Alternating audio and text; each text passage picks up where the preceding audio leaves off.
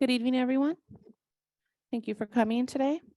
I would like to call the meeting to order at 5:03. And Yvette, can you start us off? Thank you, Madam President. In order to help assure compliance with the Brown Act and in order to make our board meetings more effective and more efficient, trustees will speak only when recognized, and trustees who speak on a topic other than the board agenda item currently under consideration will be out of order. Board meeting protocols. The safety and decorum of the school board meetings are important to Stockton Unified School District and the community. SUSD promotes the public's right to free speech, and we want to make sure that all our community members, parents, and students are able to participate in a safe environment. We want to ensure all community members have a seat during the board meeting. We will have the maximum number of chairs allowed per fire code, which is 132. We ask that members of the public do not stand along the side of the walls or block the walkway. Anyone standing up during the meeting will be asked to take a seat. If they do not comply, they will be asked to leave. Any accredited news media representative who is standing will have a press credential clearly visible. The table is positioned in front of the first row of chairs. No one other than the person who is speaking may be at the table and chair except for a guardian, an administrator, or a translator. For safety, people may not line up behind the speaker to wait their turn. We want to give the person at the table and chair the time and respect that they deserve. Each speaker will be allowed 3 minutes. Attendees are not allowed to enter the area past the table where board members are seated. No profanity or obscenity. During the board meeting, if there is any disruption, the board president or designee will give a verbal warning to the person or person causing the disruption. If the disruption continues after the verbal warning, the individual or individuals will be asked to leave or be removed from the premises for the remainder of the board meeting. After the meeting is concluded, we ask community to clear the lobby area in a respectful manner. Back to you, Madam President. Thank you, Yvette. Can we move on to item 1.2 for a roll call, please, taken by Yvette? Thank you, Madam President. President Angel Ann Flores. Madam President Flores present. Thank you, Vice President Stevens. Present. Clerk Sofia Colon. Present. Trustee Danair. Present. Trustee Mendez. Present. Trustee Rico. Presente. Trustee Zulueta. Present. And Madam President, Student Representative Miss Abby Welker will not be in attendance today. She did let us know that she will be absent. Thank you. Back to you. Okay, we're going to go ahead and skip item 1.3, which is a student board representative report by Miss Abby. She is already missed. Move on to item 1.4, which is student honoree, Ms. Jasleen Jimenez of Health Careers Academy, and Mr. Aaron Mata, the principal. Would you like to come up with your student, please? Thank you.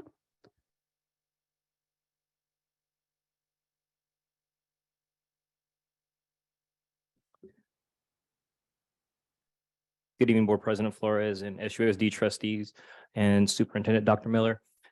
Tonight, introducing to you Jasleen Jimenez. She is a fantastic student at Health Careers Academy. She currently has over 166 hours of community service as a junior, and we hope that she will continue to provide, fantastic support to her community in a very positive way. She has a 4.1 GPA. And she's also completed one career pathway already and is in the process of completing a second one this year. So she has completed 2 pathways and is just an outstanding student. And like I said, she's a shining star at our school. And she's looking forward, hopefully, to next year applying and being accepted to UCLA. So with that said, let me introduce Jasleen Jimenez.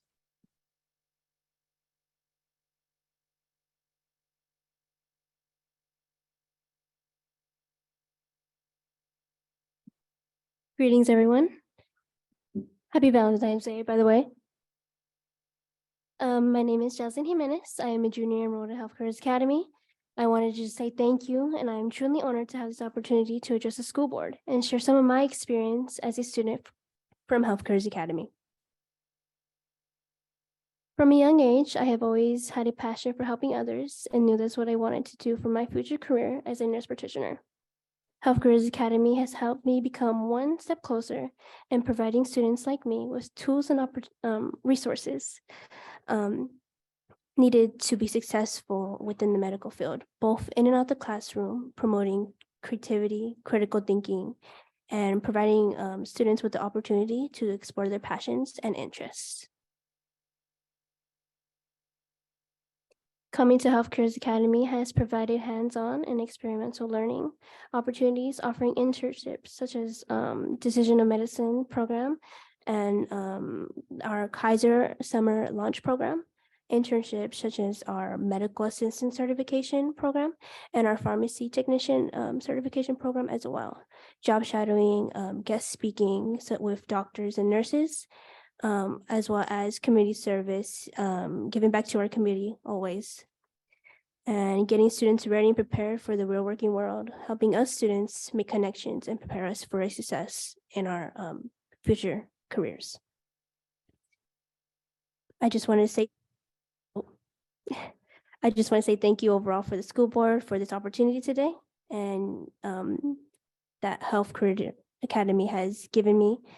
I hope through my words, I have shown the impact of Health Careers Academy and the many students that has helped me and the passion it has shown. Thank you.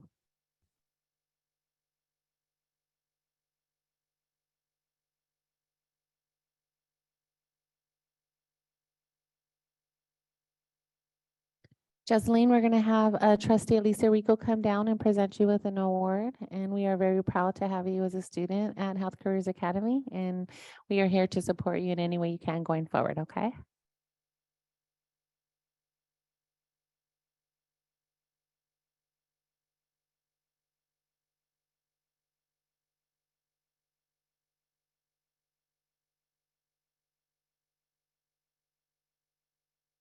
Miss Melinda? All right. Uh-oh, she just stepped out. Melinda Mesa, you're needed for a picture.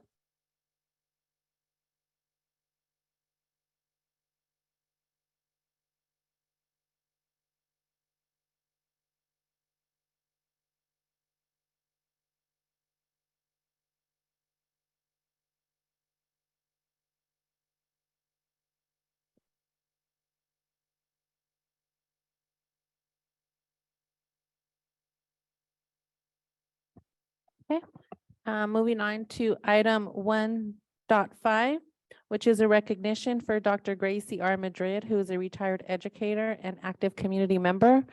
Dr. Gracie Madrid, this is a surprise you didn't know, but can you please come up so that we can recognize you for your many years of dedication to Stockton Unified and to the community? She's gonna smack me, you guys, so make sure you get that on video.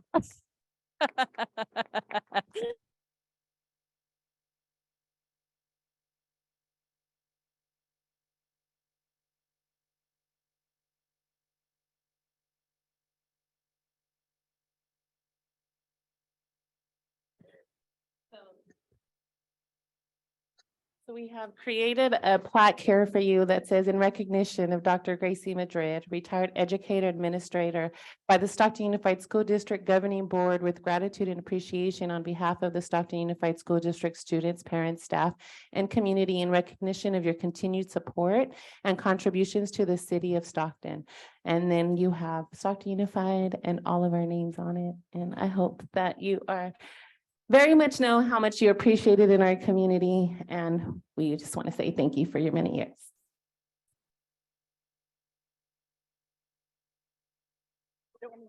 Well, thank you so much. There were a couple of people that told me that I was getting some award, and I said, what, for what? But anyway, I have to get even with Angel. Thank you. Get a picture.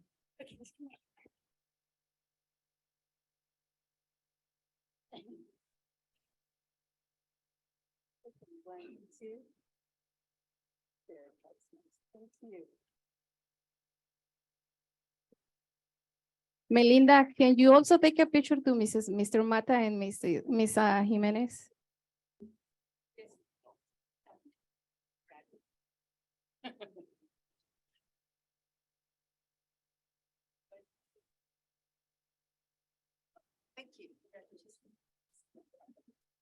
Thank you.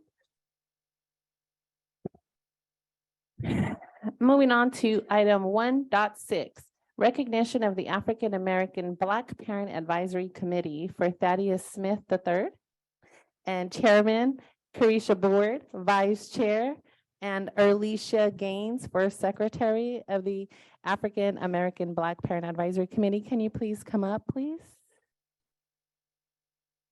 And if I could just note that since the inception of these two taking over, we have seen an exceptionally amount of dedication and commitment given to this group of parents and support for them. And we just want to say thank you. And we look forward to the many things to come. And there's a microphone somewhere over there. Kanitha, you got it? So I do have it. So I just want to say thank you. Happy Black History Month. In honor of our families who are serving their students, serving Stockton Unified. It is a privilege and an honor. I was actually the one that started the program way back years ago. So to see it full circle is an honor. And then I'll let Thaddeus, the president, have some. Good evening, everyone. Good evening to the SUSD board, Superintendent Miller, and the Assistant Superintendents Ramirez and Francine Baird. Thank you, everyone, for this. Also, happy Valentine's to everyone. We are beyond honored for this. It was unexpected as well. We were contacted last week, so thank you so much, Trustee Stevens. We really appreciate all the support from many of you on the board and administration, and we have a lot more work to do. So please come out to our meetings, support us. It says African American, but it's for everyone. We're for everybody, and we want you to come on board. So thank you.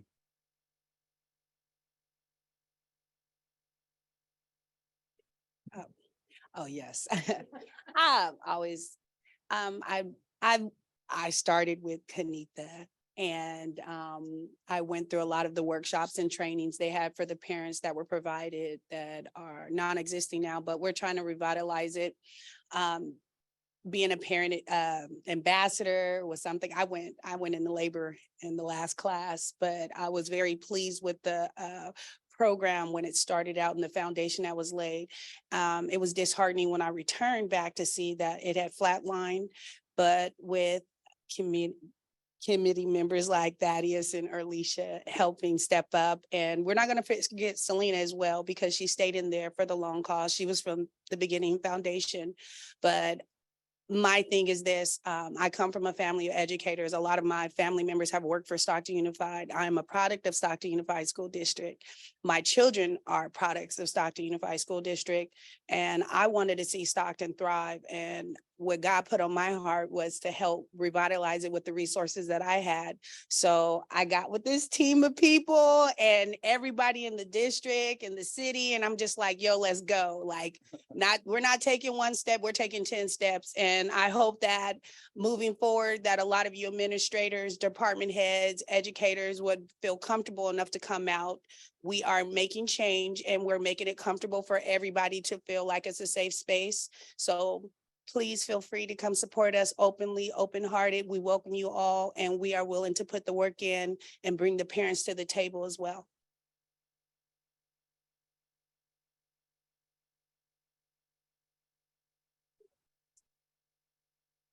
Okay.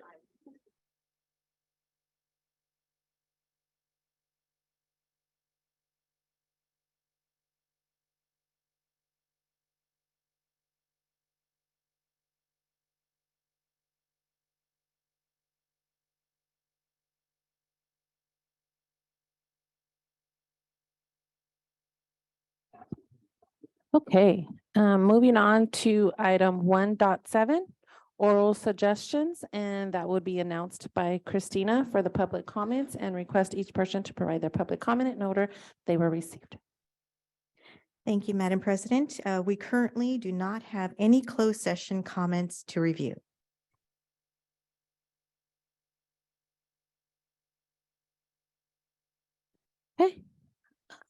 Moving on to item 1.8, public employee discipline dismissal release.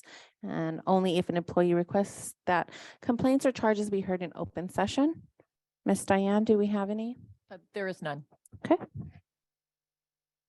Moving on to item 1.9, the board will consider it in closed session, items listed in closed session by our Vice President, Kanita Stevens. Thank you, Trustee Flores. So items listed in closed session will be 2.1A, public employee appointment certificated, resignation, retirement appointment, 2.2A, public employee appointment classified, leave of absence, resignation, retirement, rescind employment offer and appointment, 2.3, conference with labor negotiator, District Chief Agency Negotiators, Dr. Tracy E. Miller, Interim Superintendent, and Miss Wendy D. Simone, Interim Assistant Superintendent, Human Resources, Employee Organizations, STA, CSEA 821, CSEA 318, CSEA 885, SUSU, SPPA, Police Officers Association, USA, NUHW, non-represented employees. 2.4, public employee discipline dismissal and release.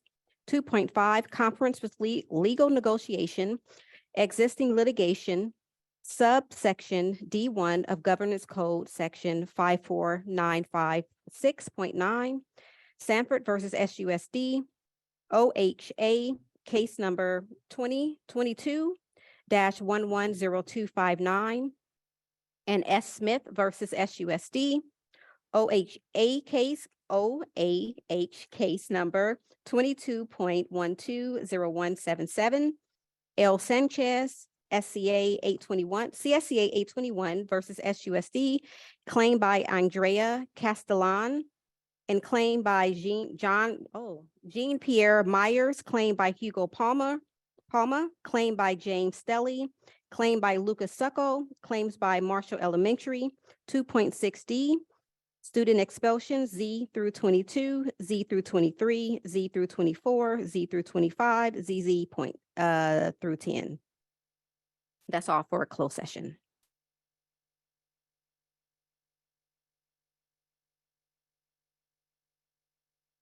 Okay, we're going to go ahead and recess to closed session at 5:20.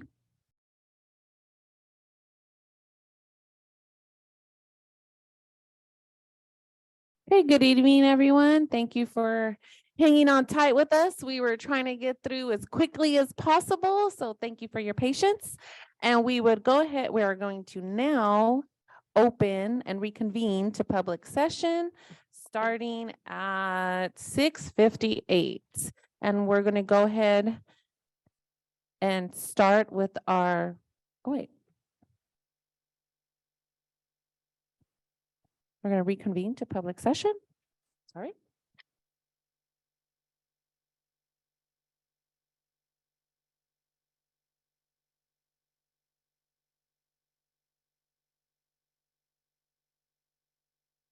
And we're going to start off with our Pledge of Allegiance with Trustee Donald Denaire. Can we all please stand, please?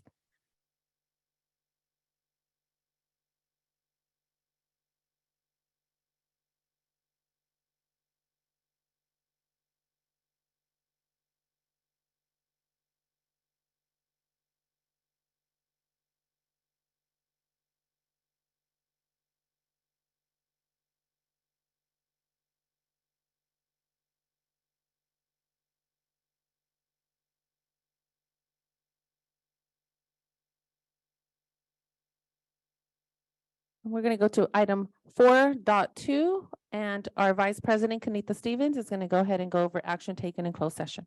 Thank you, Trustee Flores.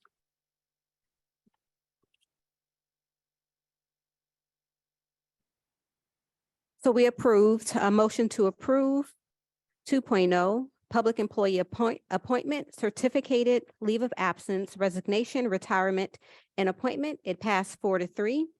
Yeas were trustees Colon, Denaire, Flores, and Stevens. No votes were Mendez, Rico, and Zulueta. We motion to approve 2.2, public employee appointment classified, leave of absence, resignation, retirement, rescind job, employment offer, and appointment. Motion passed 4-1. Yes votes were trustees Cologne, Donaire, Flores, and Stevens. No votes, Mendez and Rico. 1 abstention from Zulueta. Item 2.3 was informational only. There is no information for 2.4.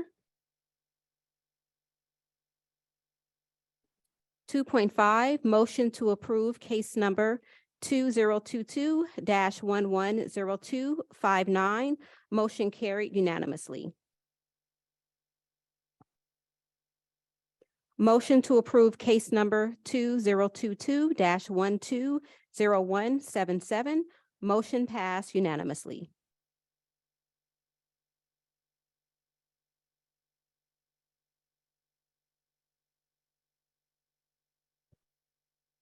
Motion to approve settlement L. Sanchez, CSEA 821 versus Stockton Unified. Motion carried 4-1. Yes votes was trustee Cologne, Donaire, Flores, and Stevens. 2 no votes, trustees Mendez and Rico. 1 abstention, Zulueta. Motion for claim by John Pierre Mayers. Motion to reject was passed unanimously.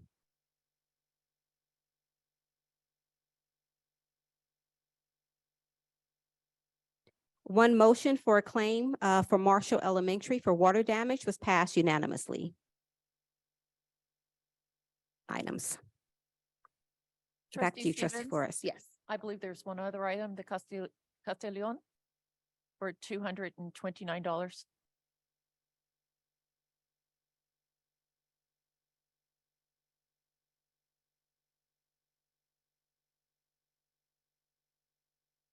So I think there was one we did not go over. So we did not cover that one for Castellon. We didn't cover that one.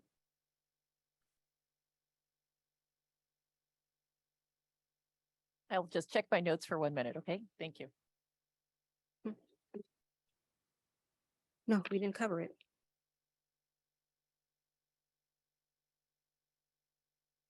So in closed session, we did not cover that one. That's fine. Let's just proceed. Okay, thank you, Vice President. And now we're going to move on to item 4.3, and Christina will read the oral announcement. This is an opportunity for the Board of Trustees to make any changes to the order of the agenda. Otherwise, the order of the agenda will be as published. Thank you. Okay, so we are going to pull items 10.10 and 10.11 from the agenda. That was simply a clerical error. Thank you to our community for noticing that you guys were not able to have access to the minutes. So it's just a matter of a click on our board docs. And I'm probably giving too much explanation, but just so this way you guys understand. So we're going to pull it and we're going to put it for the next board meeting. So this way everybody still gets an opportunity to review the minutes. And then on item 10.4, we are going to add documentation to that. And so just FYI for item 10.4. Do we have any other?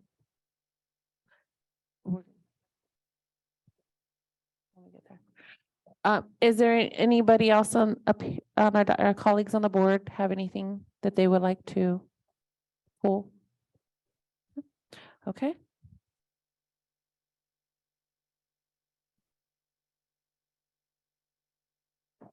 We're going to go ahead and move on to items 5.1, which is oral suggestions, and Christina will announce the number of public comments and request each person to provide their public comment in order they were received. Yes, Madam President, we currently have 11 public comment cards. And the first speaker will be Ms. Sylvia Cantu regarding item 10.6. Ms. Cantu, would you please approach the table? Thank you.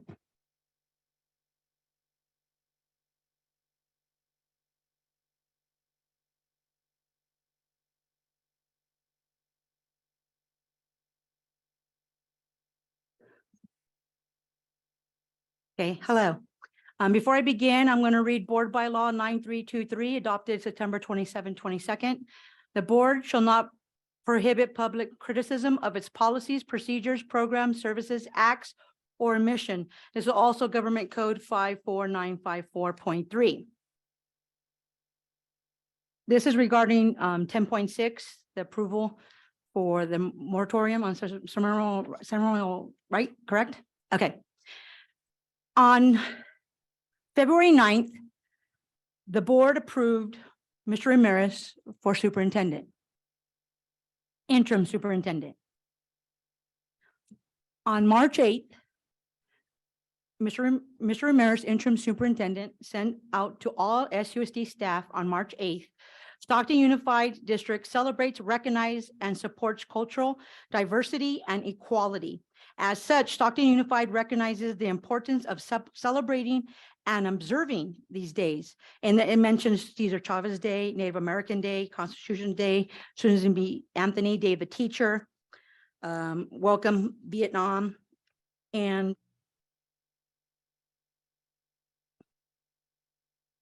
National Women's History, Asian Pacific American Heritage, National Hispanic Heritage, National Disability Employment. As like I said, this came out, we sent it to the staff on March 8th. April 27th, the board president passed a motion on a resolution to dissolve all that. So while the interim superintendent of SUSD celebrates that, the board decided they didn't want to celebrate it. A lot of people confuse the board and the district. I love SUSD. So let's make it clear. So I'm glad it's back because sometimes the board president can hinder the superintendent. And in this case, you can see that when we work together, things could be solved. So I just wanted to say I do support this because at SUSD, it always has. Unfortunately, some board members didn't feel that way, but yet they'll talk about, oh, well, we don't honor our special ed. Nobody looks at, well, hello, you're not even giving the staff or anybody, to celebrate that we work here. So like I said, I do hope you support it. It should be easy. Why not? And anyways, thank you very much for my time.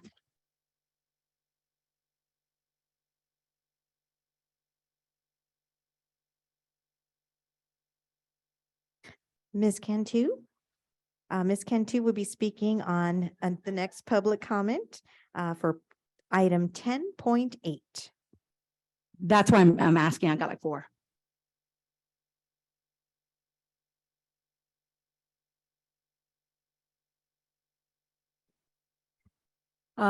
This is regarding the approval to reinstate and appoint trustees to board subcommittees.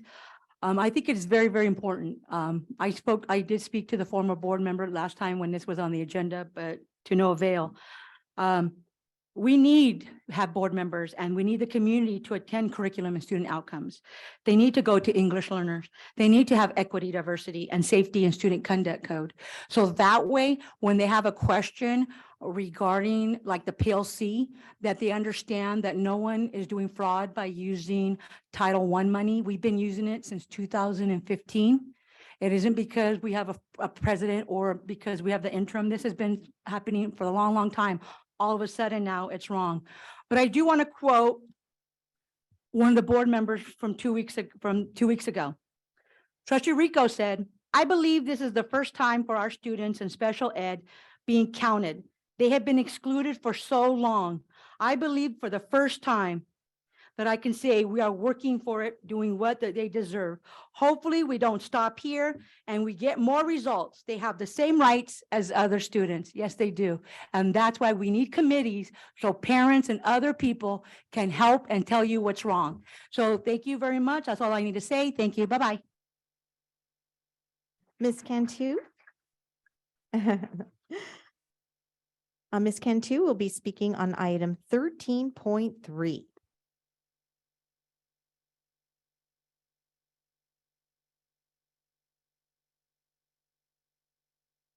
Someone tell me what 13.3 is? Oh, Claudia Moreno? Oh.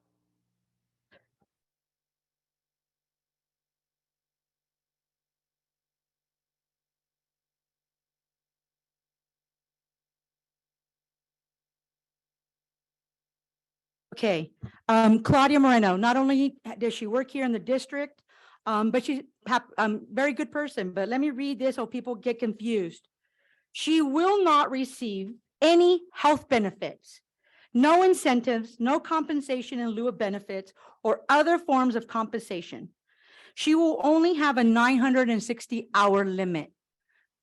Claudia Moreno, not only do, like I said, she's a labor relations that we really need. At sure, when there was issues in the contract, because I'm on the bargaining team, I think this is a person that you can go with complaints.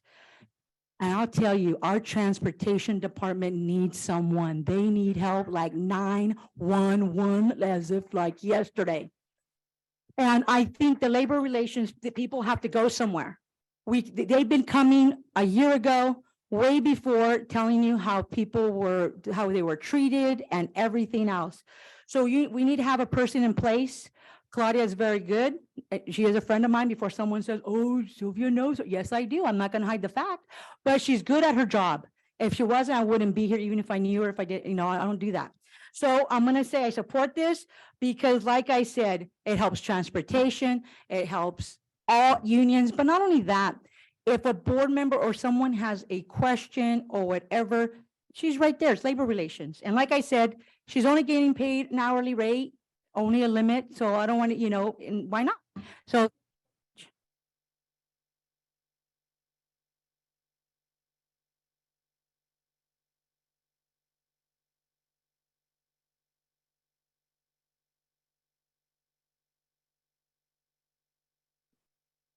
The next public speaker is Paolo Enriquez regarding item 1.1, 6.2, and 9.1.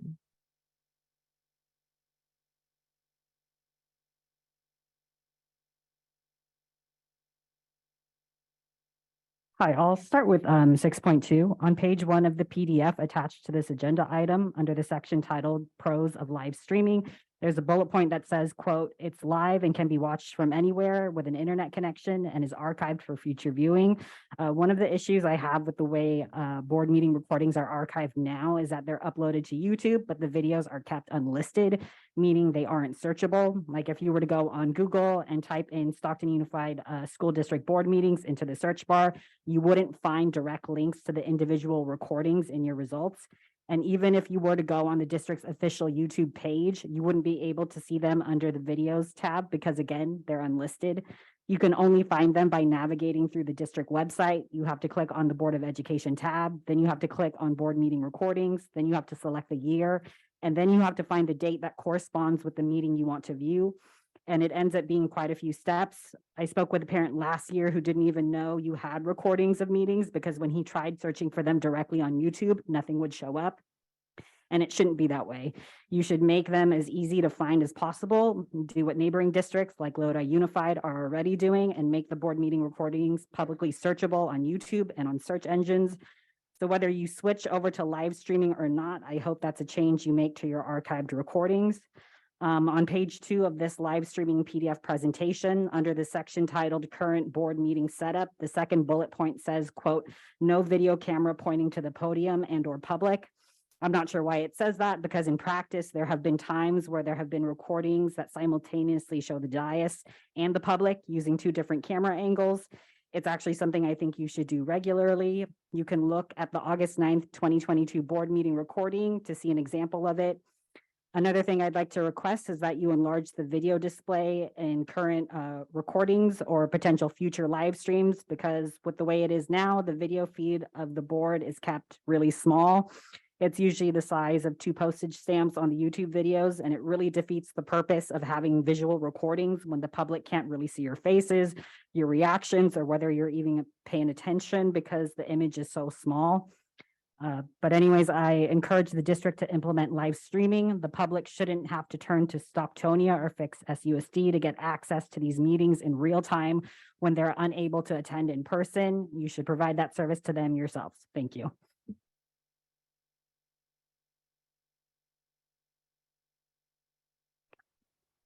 The next item is 9.1. Thank you for placing this on the agenda. It probably goes without saying that I support bringing back summaries of board discussions and public comments. but there are other aspects to board bylaw 9324 that I would like to address. Currently, it says, quote, "The superintendent or designee shall distribute a copy of the draft minutes of the previous board meetings within the agenda of a subsequent regular meeting," end quote. But from September 15th, 2020 to August 9th, 2022, it used to say that the draft minutes of the previous meeting would be distributed within the agenda of the next regular meeting.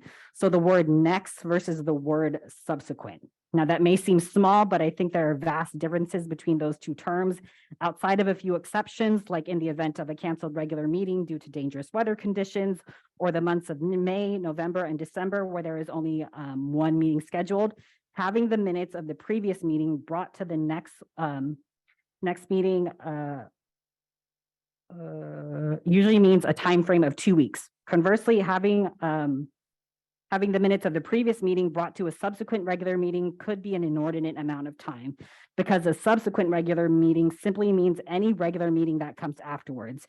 And based on that language, that would allow the minutes for today's meeting to be delayed until a regular board meeting 1 month from now, or 6 months, or 10 months, because they all qualify as subsequent. So to enshrine the timely dissemination of board meeting minutes, the board should revert back to using the word next instead of subsequent. And lastly, I see that you're trying to reintroduce the following, quote, "Any district recording may be erased or destroyed 30 days after the meeting," end quote. This was deleted back in July on a motion by Trustee McBrien. It's probably one of the few actions I agreed on him with. He listened to the concerns raised in public comments about how policy permitting the destruction of board meeting recordings can limit transparency. He said, quote, "I think that ought to be removed. There's no reason to destroy these tapes. We should have a copy of these recordings for the next 10 years. Doesn't make sense to me at all that these would be removed. People should be able to refer to them at any time. I would hold myself accountable for the words I say today, tomorrow, and 10 years from now. But the bottom line is this is unacceptable. We need to be able to have access to these recordings," end quote. These recordings are really the only medium through which the public can find out exactly what happened and what was said at meetings, and the board should not have the power to have them erased after a mere 30 days.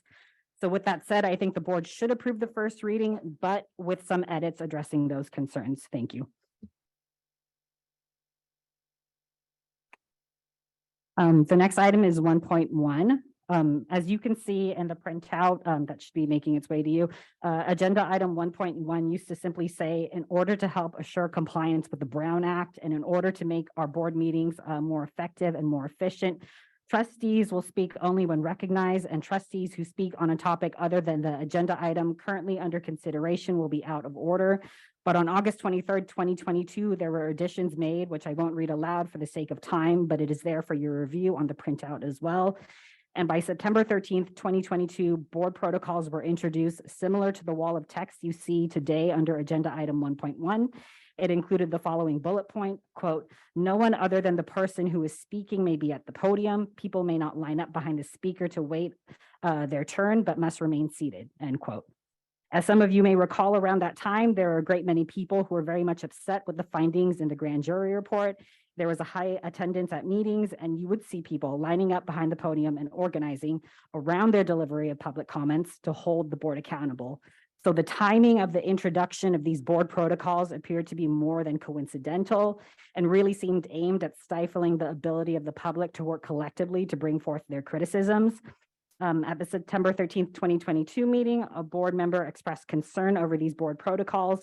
In particular, the portion which states, quote, "If anyone stands up during the meeting, they will be told to sit down or to leave," end quote. The trustee was of the opinion that the audience, like those belonging to a union, for example, should be able to stand in solidarity on behalf of a fellow member or to express support of a certain issue.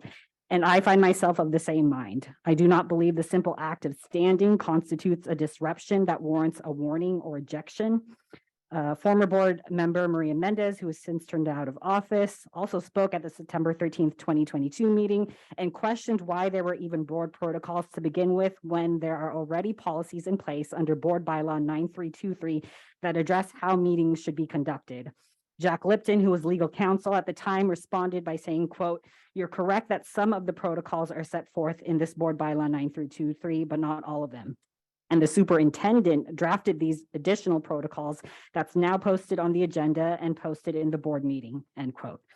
If the board wishes to make changes to the rules governing the conduct of meetings, then those changes should be agendized, discussed, and voted on. It should not be unilaterally decided on by an interim superintendent without public input or debate. And until that happens, these board protocols should be removed. Thank you.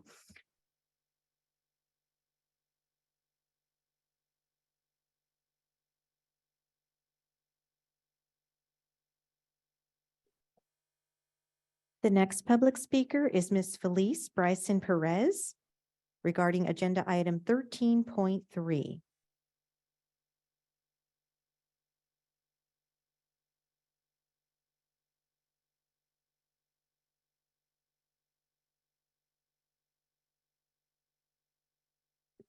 Good evening, Board Trustees and Dr. Miller. I think I stated this at the last meeting when we talked about bringing the labor relations position back. What I have to say is we know Claudia has the experience. We know the district's in need.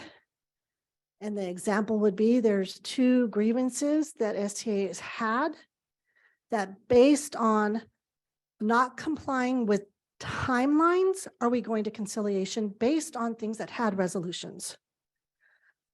We need someone in this position and someone to get others trained to be able to do this. It's just a vital position that we need, and we're excited to see Claudia come back and get others in the department up to speed so we can not have these problems going forward. Thank you.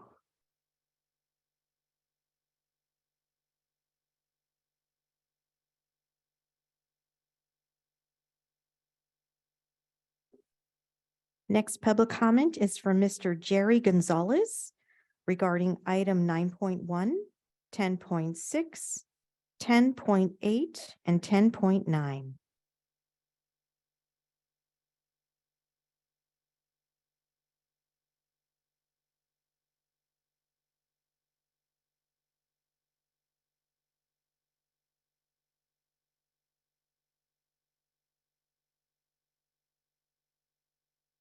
Yes, sir. You listed item 9.1, 10.6, 10.8, and 10.9. Those are a different set of cards. Yes, sir.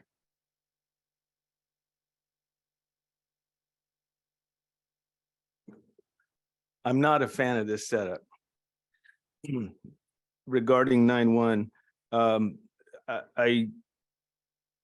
the marked up red line was not issued. It's noted as marked up on the file name, but it's not marked up. I'm opposed to changing the board meeting to 4 p.m. For regular meetings. I think it's just too early for the community, including myself, as I have to work. I checked with online all of the surrounding school districts, Lodi, Lincoln, Manteca, yeah. Anyhow, they all start at 6 or 7 o'clock at night, which makes it more convenient for the community to attend. I realize these meetings go on for a long time when they start late, but 4 o'clock I think is too soon. With regard to 10.6, I am in favor of reinstating or actually approval of withdrawal of the moratorium.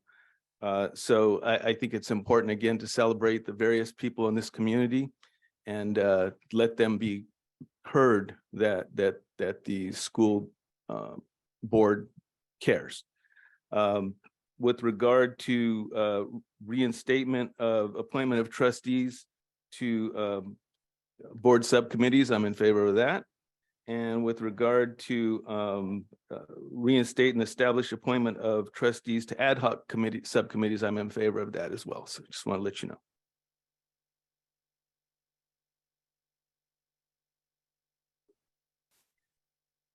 The next set of public comments are regarding item 6.1.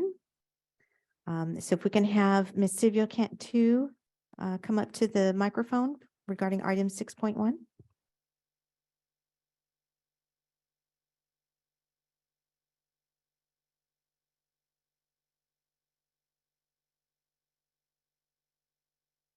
Now you know why I asked what agenda item.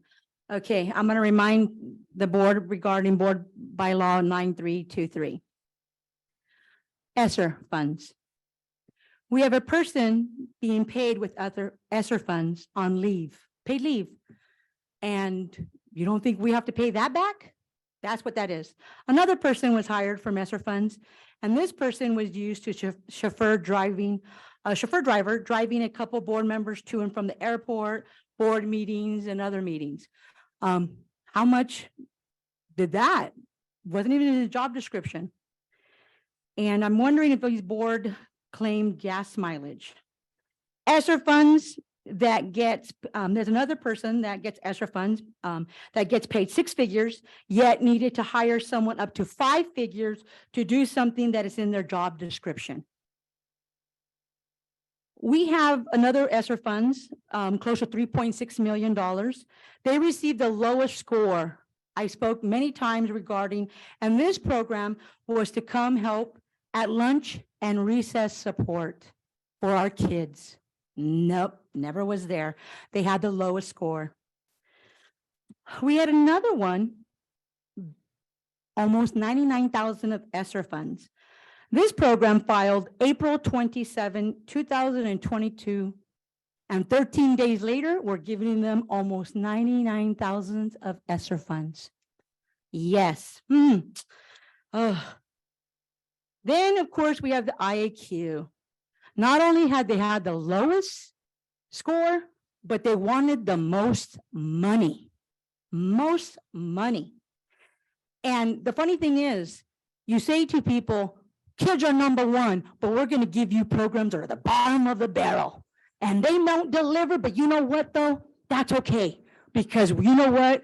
We're going to put our money where we are. Where? Oh, that's right. Administrators. I already talked about that. That's another story. But the thing is about this. People can say, I didn't do this, I didn't do that, but they know. We all know. We've been coming to board meetings, board meetings, board meetings, board meetings. So out there, it's unfortunately that people are trying to say real quickly that as a teacher that I've been in this district for 32 years, if I want to go to Vegas, it's my right. I am not getting paid to go there. And for someone who says it's a party bus, why don't you worry about that gravy train? Thank you.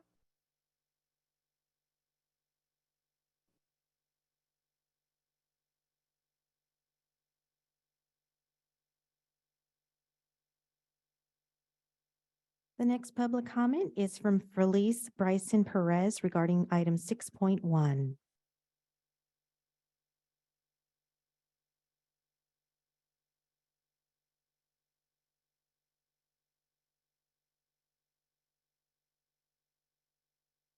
Good evening again. It's very hard to go after Ms. Cantu.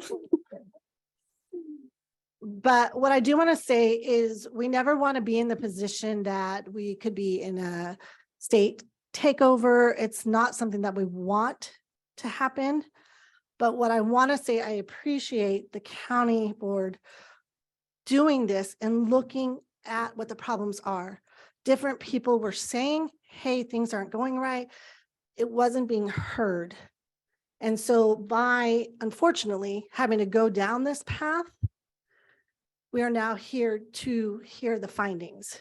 I've not had time to dive deep myself, which I will be happy to share more information later, but I just appreciate what they're doing to protect our district, which we should have done ourselves.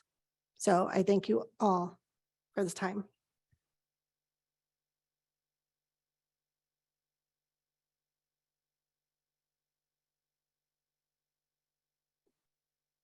The next public speaker is Mr. Jerry Gonzalez regarding item 6.1 and 6.2.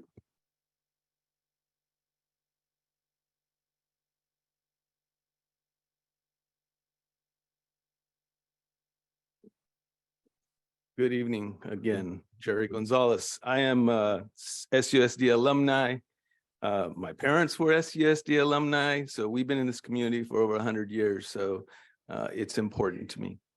One of the first things I have to say is, why wasn't the report released to the public before this hearing? If there is a report, I don't know.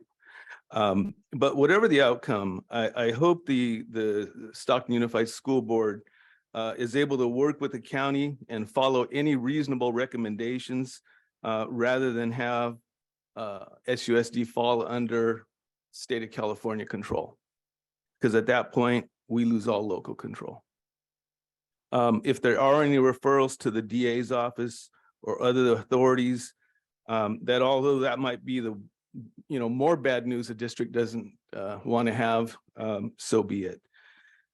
That goes for former or current school board members, superintendents, and other management.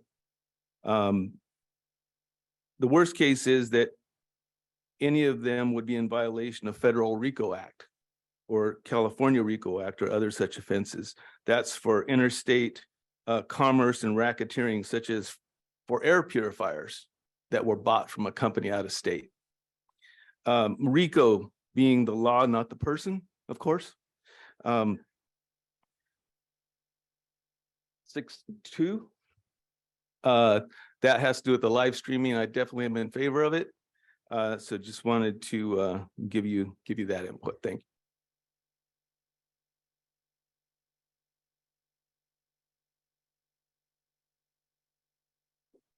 Madam President, this concludes public comments for item 5.1.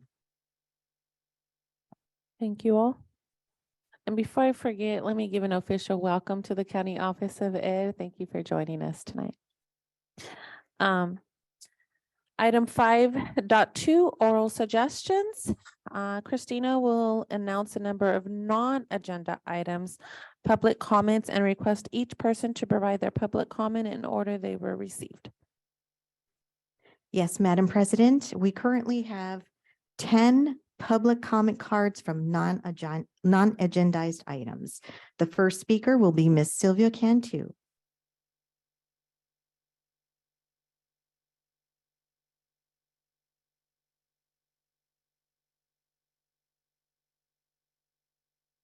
Last one. Okay, on April 26, 2022, El Concilio was on the agenda for an RFP proposal for $8 million, $8 million. And the proposal was for the El Concilio, California Community Resource and Education Center for SUSD, even though we already have one, year-round and after-school expanded learning opportunity program and a summer day camp. This is from a former, and it was the tied 3-3. And this is from the former vice president. This item I asked to bring back. I wasn't here last week, so I didn't get the opportunity to vote on a tied item. I also asked for the agenda item to be updated, to be more clearly outlining what we are talking about.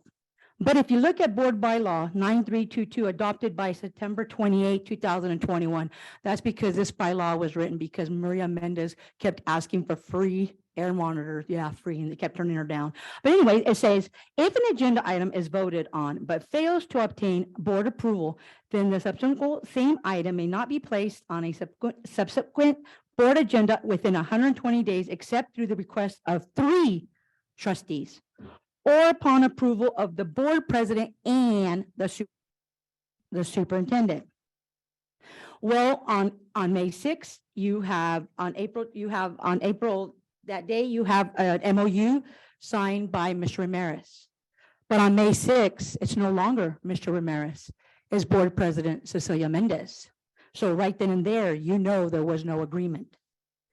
And on that day, that same day, May 10th, there were people that were allowed to sign contracts, and I didn't see her name. It says superintendent, CBO, director of fiscal, accounting manager. Oh, got 1 minute, hurry up. On that same agenda item on May 10th, Mr. Ramirez was placed on the agenda. And even his evaluation had to be at the end. So May 10th, May 20th, June 1st, June 9th, there goes Mr. Ramirez, gone. Then on June 28th, this board approved for ELOP, that's another grant, for YMCA, Jacoby, and Table. No mention of El Concilio, and yet they were given a contract on July 12th. And by the way, this person in the middle is the Vice President of Special Programs and Operation. She wanted to defund the school and a charter school. So real quick, if El Concilio needed 8 million to run a summer program, does that mean our ESSER funds of 1,274,276 is being used to fund a charter school? Thank you very much.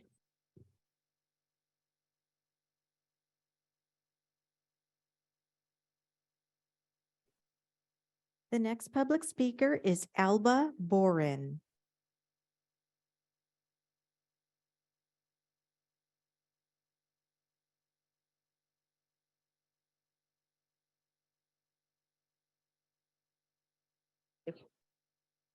Good evening. My name is Alba Boren, and I'm a fourth grade dual immersion teacher at Hong Kingston Elementary, located in District 7.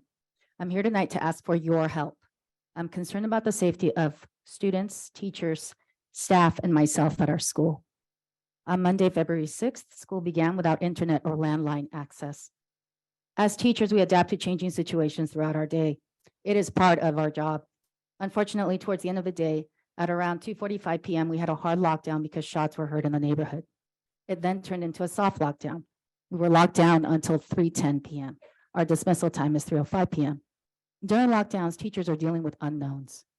We are also dealing with frightened children, thinking of our next steps, wondering what is happening outside, and first and foremost, will we be next? Teachers should not have to worry about whether they will make it home on a daily basis. I know that I speak for many teachers when I say that that is in the back of our minds when lockdowns and safety issues arise at our sites. The fact that we did not have landlines during a lockdown is a serious issue. The district should not rely on teachers using their own phones in case of an emergency. What if we are not able to use them? What if we do not have one? How do we communicate? Maybe no one thought of that. However, I want to make sure that someone knows it is a possibility. That was one issue. I had like 3, but I'm going to skip over because I am running out of time. But many of the teachers do not feel safe at our school. We expect the district to do all it can to ensure our safety. It is the school district's responsibility to provide the school children and district staff with a safe working environment. I do not enjoy coming to class and hearing that some of my students are having nightmares about lockdowns. I want us to be prepared in case of such an event, but currently we are improvising. I would like to go to work and not worry about things I should not have to, like my safety at an elementary school. Since the safety and well-being of students and district staff is of utmost importance, I ask that the board take the necessary steps to resolve these major concerns. Thank you.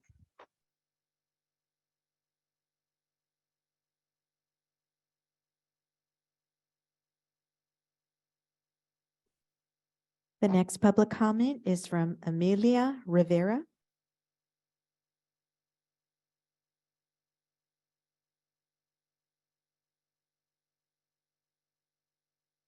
The infamous button.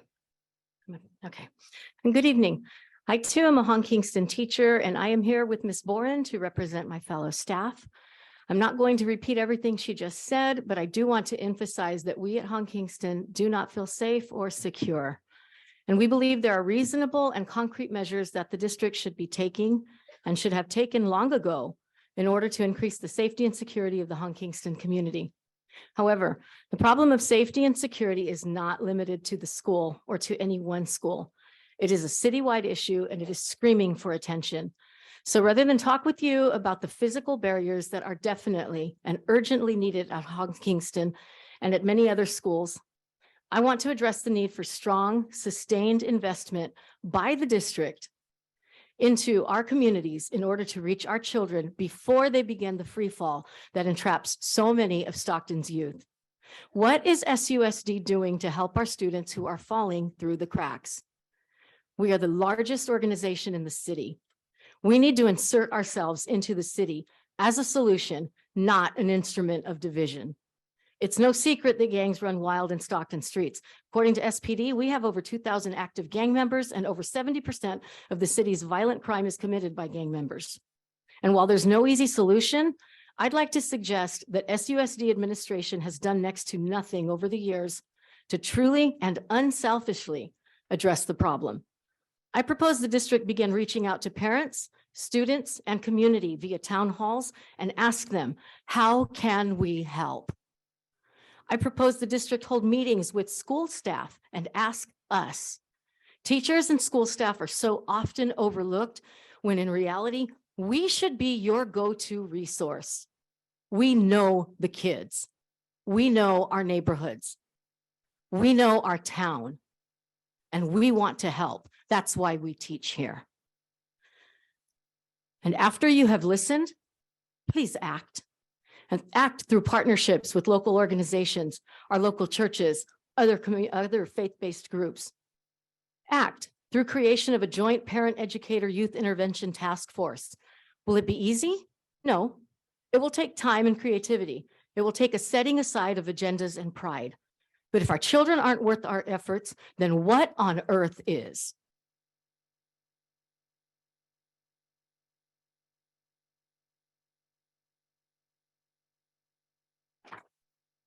The next public comment is from Brenda Vasquez.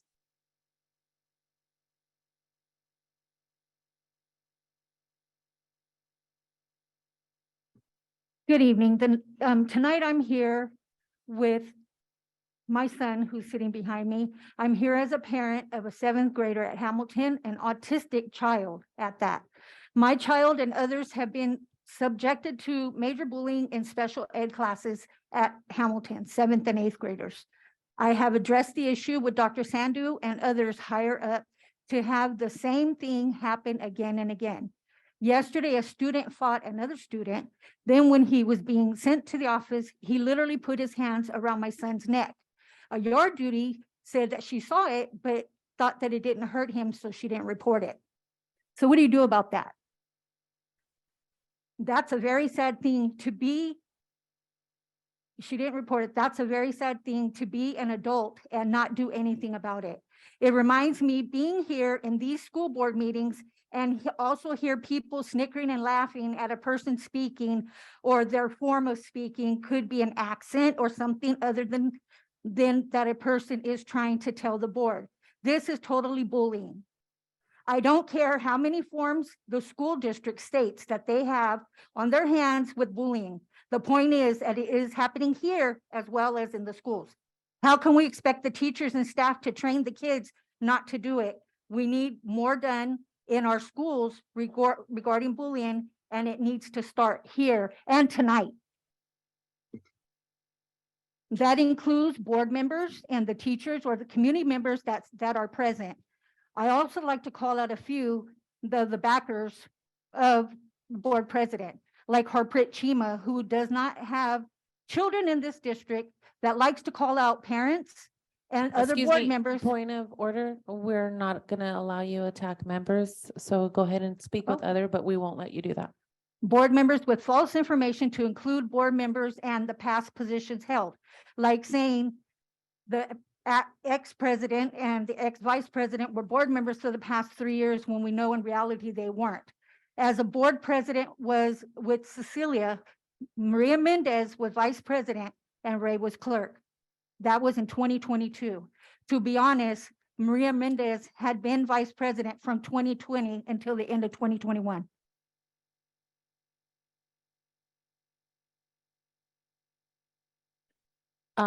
Brenda, we're gonna have somebody talk to you about the bulliness. And I met your son in a meeting, and I just want to say he is very intelligent. It was a pleasure working with him, and I do see where the autistic, because when he was in a group setting, he spoke well, and then I noticed that when he spoke in public, he withdrew a little bit. So no bullying should be, despite how you feel about me and the issues, we're still going to have somebody please go out and talk to her and her son.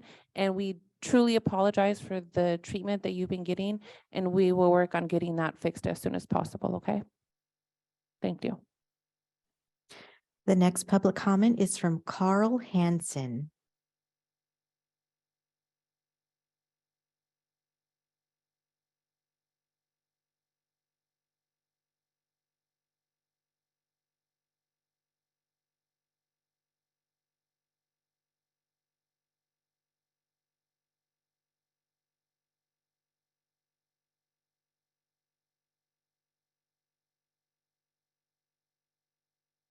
Got it. Thank you. I'm working on the front line of education. I am an educator, a substitute teacher, getting over a cold. In 2022's SUSD substitute teachers were promised a $1,000 bonus if they fulfilled the productivity quota. However, SUSD failed to deliver their bonus as agreed and caused substitute teachers a financial hardship.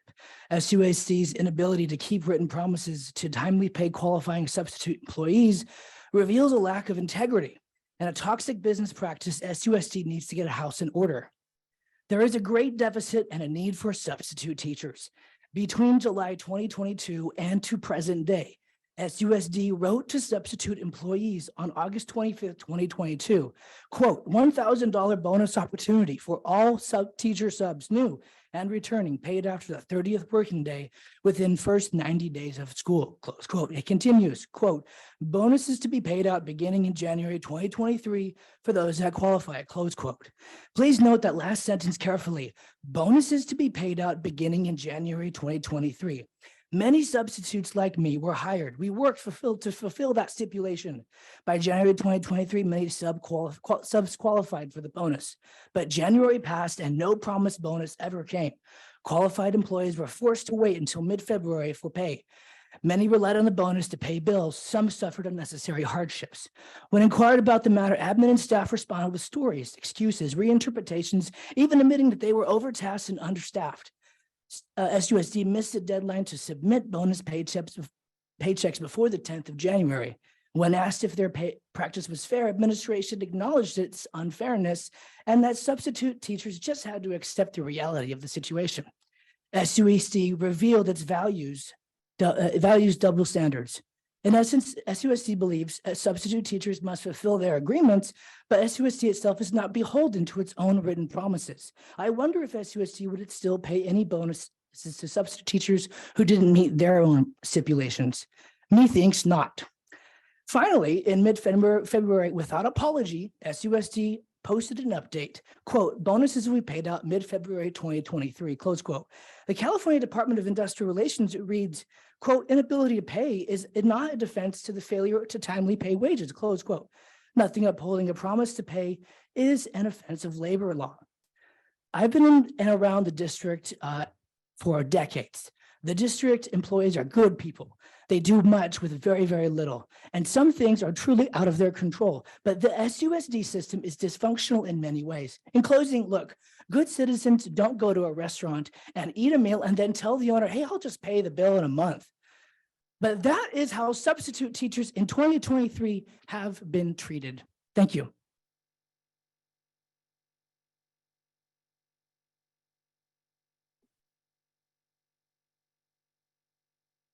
The next public comment is from Paolo Enriquez.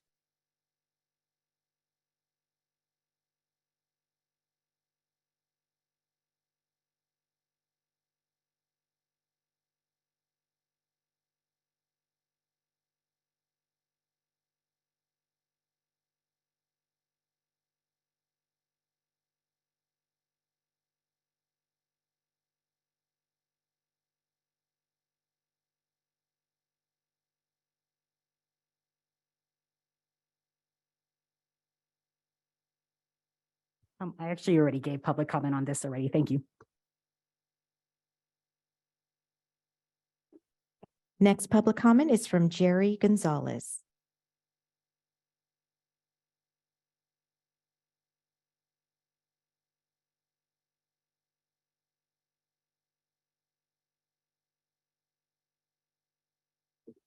First, thanks for moving this item up on the agenda. It makes it a lot easier for a lot of the public. Regarding technology, I'd like to suggest that the web managers update the access to the school board meeting and agenda information. It seems to be getting more difficult, and it was already difficult. So there's definitely some fixing that can be done there, please. I'd like to know, separate item, I'd like to know when the public finds out either from this board or from the administration answers to questions about how much money has been spent and, in my opinion, wasted, especially in the last couple or 3 years for former superintendents, acting, interim, assistants, executives, and managers. You know, these people were placed in positions that in many cases weren't properly vetted or qualified for. So it would be nice to know how much money has been spent by this district on those decisions that were done by previous board leadership. With regard to change the subject, with regard to future superintendent search, I'd hope that you look for somebody that is truly qualified and dedicated to this community, whether in-house or from the outside. Look for somebody that has proven results, and don't just look for a shiny resume. Look for the actual person. Thank you.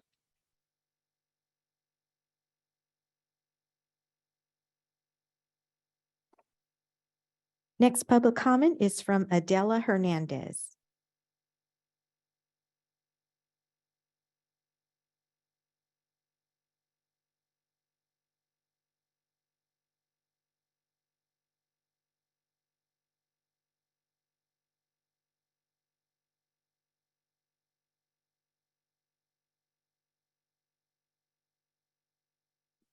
Buenas tardes, miembros de la mesa directiva.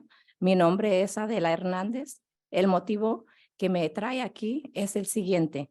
Meses atrás, un grupo de madres nos reunimos en el Centro de Recursos Familiares para pedir al centro un taller de cómo reconocer el abuso infantil, al igual el abuso doméstico, lo cual es el proyecto Lisa Project. El centro nos notificó que pondrían la petición con la mesa directiva, ya que hay un costo que cubrir que es de 1,500. Como se están aprobando otros proyectos, esperamos que este también sea aprobado. Hace un par de semanas preguntamos nuevamente por este taller al centro y se nos informó que estaba agendado para que se apruebe el día de hoy. Algunos de ustedes han prometido en varias de nuestras juntas de padres que están para escuchar nuestras peticiones. Hoy pedimos un taller para el bienestar de nuestros padres y estudiantes.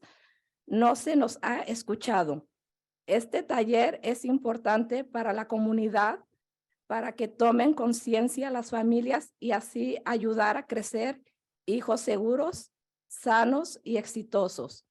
Por lo tanto, pedimos a ustedes que reconsideren nuestra petición. Gracias por su atención.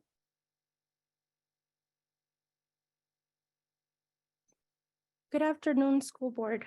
My name is Adela Hernandez. The reason I'm here today is the following. Months ago, I met with a group of mothers at the Family Resource Center to ask the center for a workshop on how to recognize child abuse as well as domestic abuse, which is the Lisa Project. The center notified us that they would send the request to the school board since there is a cost to cover, which is $1,500. Since other projects are being approved, we hope that this petition be approved as well. A couple of weeks ago, we asked the center again about this workshop, and we were informed that it was scheduled for approval today. Some of you have promised in several of our parents' meetings that you are here to listen to our requests. Now that we asked for a workshop for the well-being of our parents and students, we have not been heard yet. This workshop is important for our community so families can be aware on how to help their children grow safe, healthy, and successful. Therefore, we ask that you consider our petition. Thank you for your time.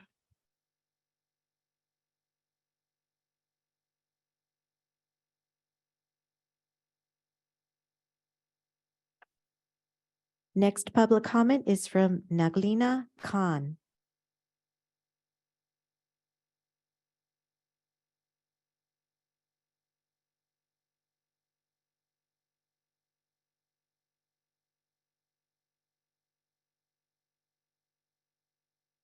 You got to push the button there. There you. Hi, my name is Nagina Khan. I have been a bus driver for SUSD for 10 years. I would like to speak on behalf of myself and some of my coworkers. Our supervisor, Claudia Munoz, is misusing her authority. After having a meeting yesterday in which a few drivers spoke upon concerns, Claudia took it upon herself to change the times of many of the big bus drivers to 5 o'clock, a later clock out time. There is no need for big bus drivers to be there at that time. I often come to work stressed and wonder what the day will bring due to her targeting myself and certain drivers. I was taken from my job by an ambulance due to a panic attack because I am under such stress she puts on me. I feel retaliated against because every chance Claudia gets, she finds reason to write me up. I have been written up 4 times in the last 2 months. I worked for the district under other supervisors for 10 years and only have been written up 1 time. She is abusing her power to harass and intimidate myself and my fellow coworkers. I have been asked to drive another route other than my own, which made me come in later than my usual time. My clock off is at 4:30. I was told regardless that I helped, I needed to clean my bus, though it was past my clock out time. I was written up, even though we are not required to do mandatory overtime. Claudia is not qualified for her position. This department has been asking for help and we hope to be taken seriously. I am here. The truth is drivers are overworked and underpaid. Fearing if our jobs are secure is a problem. If this continues, SUSD will lose many transportation employees. Thank you.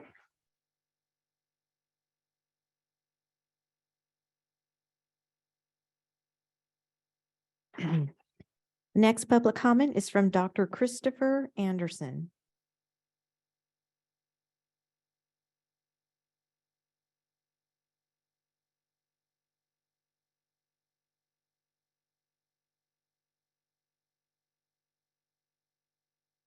Good evening, trustees, Dr. Miller. I'm here to speak for the small schools, schools like Health Careers Academy that brought us Dr. Miller. I was proudly part of the team that brought you the Weber Institute, and I'm currently at the Merlot Institute of Environmental Technology. I appreciate that the student representatives that have been coming from the comprehensive high schools have done a great job, but I would like to give those same opportunities to the students that come from our schools. So I'd like you guys to consider taking it upon yourselves to find a way so that a student from Merlot or student from Health Careers Academy or any of the other small schools that are bringing some of the best work that you have in this district out, just have the same opportunities that the students from the comprehensive high schools have to be representatives and to sit here and be a part of this organization. Thank you.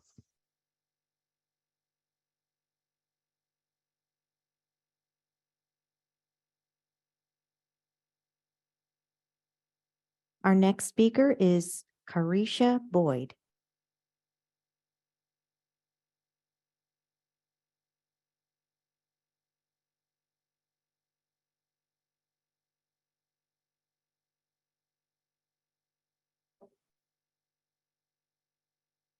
Hello, everyone. My name is Carisha Boyd. Some of you guys don't know. I am the current PAC president and the vice president of the African American Black Parent Advisory Committee. I have a statement and a question. So February 2nd, 2023, we had our PAC meeting where Board of Trustee Rico attended. She sat in the meeting. She selectively engaged with parents. She was very rude and unwelcoming at times. She aided and advised parents and encouraged the chaos that took place amongst parents due to ignorance. So my question to you is, when can a Board of Trustees withdraw themselves from servicing in that position when it's pertaining to district meetings, especially for parents? So, and another thing is there limitations to how a Board of Trustee can interact with parents and community members? I would like to someone answer the question because those are same. Excuse me, point of order, point of order. order. We're not allowed to respond right now, Carisha.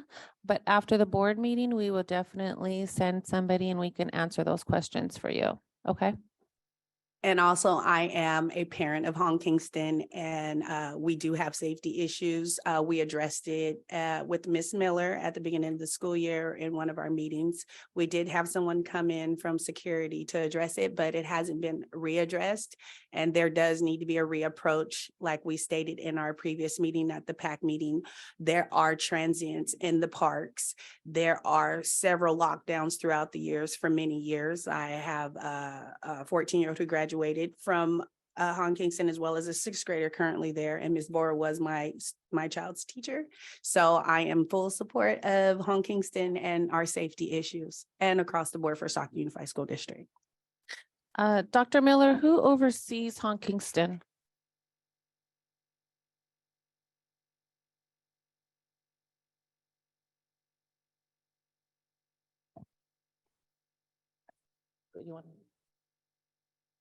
So I was going to address it in my statement about schools, but we did meet about Hong Kingston and would love to follow up with you, but we do have plans to make sure that we support. No one should have to go to school and worry about safety, not just our students, but also for our staff. And I'll address a lot of that when it comes to my portion to talk about school visitations. Thank you. Madam President, this concludes public comments for non-agenda items under item 5.2. Thank you. And now we move on to the big token item of the night, 6.1, which is a presentation from the findings and recommendations. Where we would like to invite Dr. Troy Brown, the San Joaquin County Office of Education Superintendent of Schools, and Mr. Scott Anderson, Deputy Superintendent, San Joaquin County Office of Education, and your team if you need to bring them up.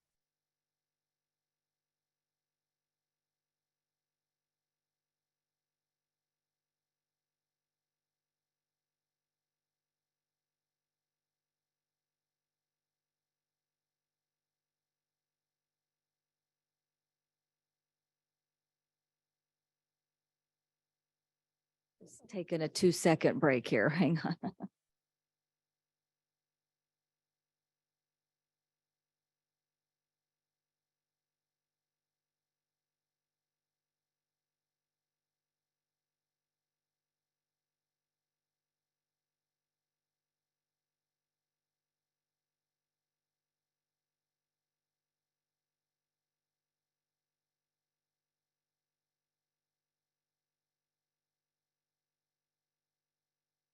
We can go ahead, Dr. Brown.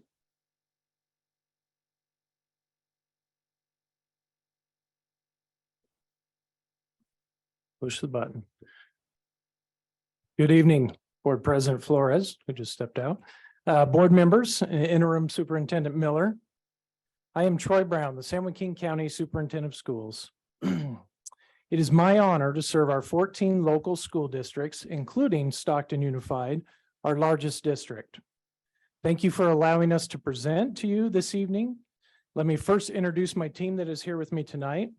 We have Scott Anderson, Deputy Superintendent for Business Services, Janine Caselin, Associate Superintendent of Student Programs and Services, Christina Torres Peters, Chief Human Resources Officer, Terrell Martinez, Division Director Business Office, Peter Fajato, Division Director Business Office, and Zachary Johnson, our Public Information Officer. As you know, school districts are independent and governed by an elected board of trustees. As such, the county superintendent does not have direct authority over school districts, including in day-to-day operations, personnel decisions, and other district responsibilities determined by state law. However, one of the areas the county superintendent does have oversight authority is in the fiscal arena.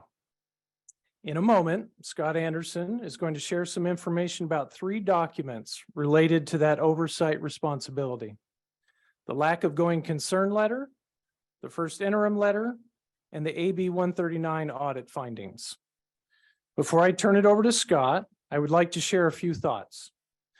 Some may have asked why the San Joaquin County Office of Education is getting involved.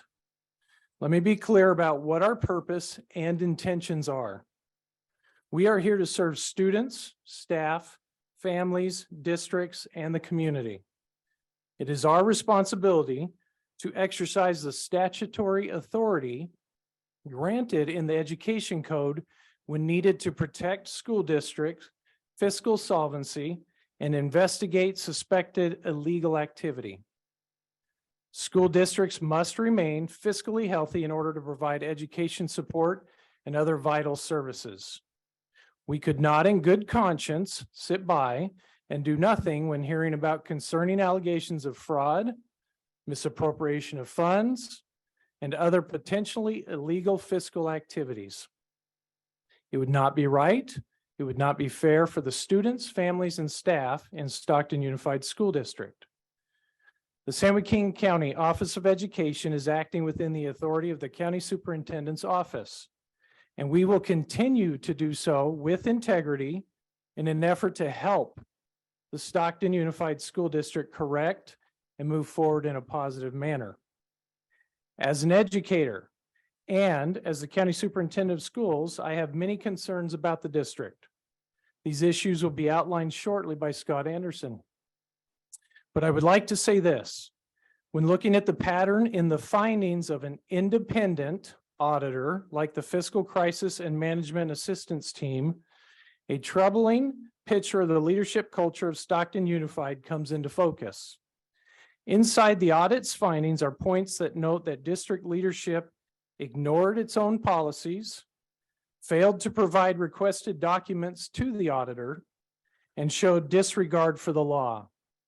I am disappointed that such a culture existed. You're about to hear more about the findings of the Fikmat audit, which are deeply troubling. In this report, the auditors state that there is sufficient evidence to demonstrate that fraud, misappropriation of funds, and/or assets or other illegal fiscal practices may have occurred in the specified areas reviewed. Stockton Unified School District deserves better. While the issues raised about the district are troubling, they should not overshadow the hard work and success of Stockton Unified students, nor should they diminish the important work that the dedicated teachers, administrators, and other staff perform every day for their students and families. They deserve our respect and support. Looking ahead, there is an opportunity to make things better. We will continue to work with administration to strengthen fiscal systems and internal controls to protect the district in the future. We appreciate Interim Superintendent Miller's efforts to lead with integrity and transparency. The San Joaquin County Office of Education is devoted to supporting the students and staff of the Stockton Unified School District, and the steps we have taken and will continue to take are in an effort to help and correct with integrity. Thank you.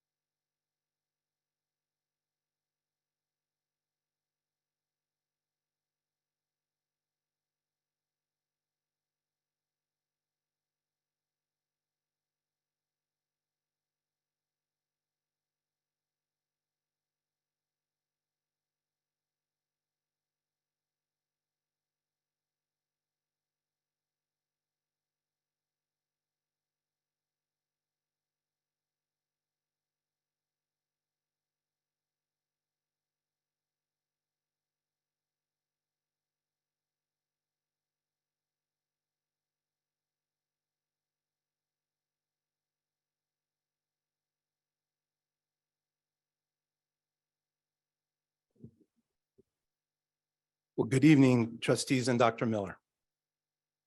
My remarks this evening will take between 20 and 25 minutes, and I'm going to cover a lot of ground. I know verbal presentations such as this can sometimes be hard to follow and feel overwhelming. To address this possibility up front, I want to assure you that most everything I'm about to share is taken directly from the written documents you have previously received, whether it be the AB 139 audit and cover letter you received earlier today, and I believe you have in front of you now. The first interim report letter from January, which you received about a month ago, or the lack of going concern letter delivered to you on October 20th of 2022, last year. Hopefully, knowing that you already have this information in writing and knowing that you can refer to the details later is helpful as I go through some of the highlights this evening. I'll start with the AB 139 audit, and I'll start by outlining the legal authority to permit the audit. Education Code Section 1241.5B permits the county superintendent of schools to review or audit the expenditures and internal controls of any school district in the county if he or she has reason to believe that fraud, misappropriation of funds, or other illegal fiscal practices have occurred that merit examination. This is known as an AB 139 extraordinary audit. Approximately 1 year ago, in February 2022, our office entered into an agreement with the Fiscal Crisis and Management Assistance Team, also known as Fikmat, to conduct such an audit of the Stockton Unified School District. Fikmat is a statewide agency, and their primary mission is to help California's TK through 14 educational agencies identify, prevent, and resolve financial and operational data management challenges by providing management assistance and professional learning opportunities. This audit was prompted by concerns expressed directly to our office by SUSD employees regarding the 2021 Request for Proposal RFP process for UV purification units, followed by the troubling circumstances that surrounded the contract award to IAQ Distribution Incorporated on August 10th, 2021. The audit was narrow in scope and was focused on procurement processes, contract awards, and possible conflict of interest. Throughout my remarks this evening, I'm going to quote several passages directly from the audit, and I'll let you know when that occurs. This is the first. The audit found there is sufficient evidence to demonstrate that fraud, misappropriation of funds, and/or assets or other illegal fiscal practices may have occurred in the specific areas reviewed. Deficiencies and exceptions noted during Fikmat's review of the LEA's financial records and internal control environment increased the probability of fraud, mismanagement, or misappropriation of the LEA's assets. These findings should be of great concern to the Stockton Unified School District and the San Joaquin County Office of Education and require immediate intervention to limit the risk of fraud, mismanagement, and/or misappropriation of assets or other illegal fiscal practices in the future, unquote. These findings are, in fact, of great concern for the San Joaquin County Office of Education and should also be for the Stockton Unified School District. I quote, "If the county superintendent determines that there is evidence that fraud, misappropriation of funds has occurred, the county superintendent shall notify the governing board of the school district, the state controller, the superintendent of public instruction, and the local district attorney." Unquote. Earlier today, the San Joaquin County Office of Education completed these required notifications. The first 13 pages of the audit report include introductory baseline information about fraud, occupational fraud, and internal controls. The findings section of the report begins on page 14, and I'll summarize those now. Regarding purchasing transactions, sampling, and procurement, Fikmat reviewed 64 transactions from within the time interval of July 2019 through April 2022 and found for 52% of the transactions, there were no purchase orders or any form of formal approval prior to the purchase. For 96% of the transactions, there were no documents demonstrating competitive bidding or requests for proposal when required. For 94% of the transactions, there were no fully executed contracts and/or board minutes demonstrating formal approval. For 11% of the transactions, the payments were not supported by an original invoice, and for 9% of the transactions, the invoice dates preceded the purchase order or approval date. For every transaction sample, documents were missing or not provided, or other exceptions were noted. I quote, current and former staff stated that in some cases, policies and procedures were not followed and that concerns from staff were dismissed by management. Many of those interviewed believe that this environment arose from continual changes in the governing board, the superintendent, the CBO, and other key management positions over the last 3 years, resulting in a weakening of business and administrative leadership, unquote. Specifically regarding the IEQ contract in August of 2021, Fikmat found departures from law, policy, procedure, past practice in the award of the contract for IEQ ultraviolet light UV purification units. Trustee McBrien reported to Fikmat that prior to the purchasing process and contract award, the vendor did a presentation at a holiday party where multiple sitting board members and a future board member were present, and then Trustee McBrien arranged for the vendor to present their ultraviolet disinfection technology at the January 12, 2021 SUSD board meeting. The district ignored their own policies, procedures, and past practice in order to award the contract to the preferred vendor.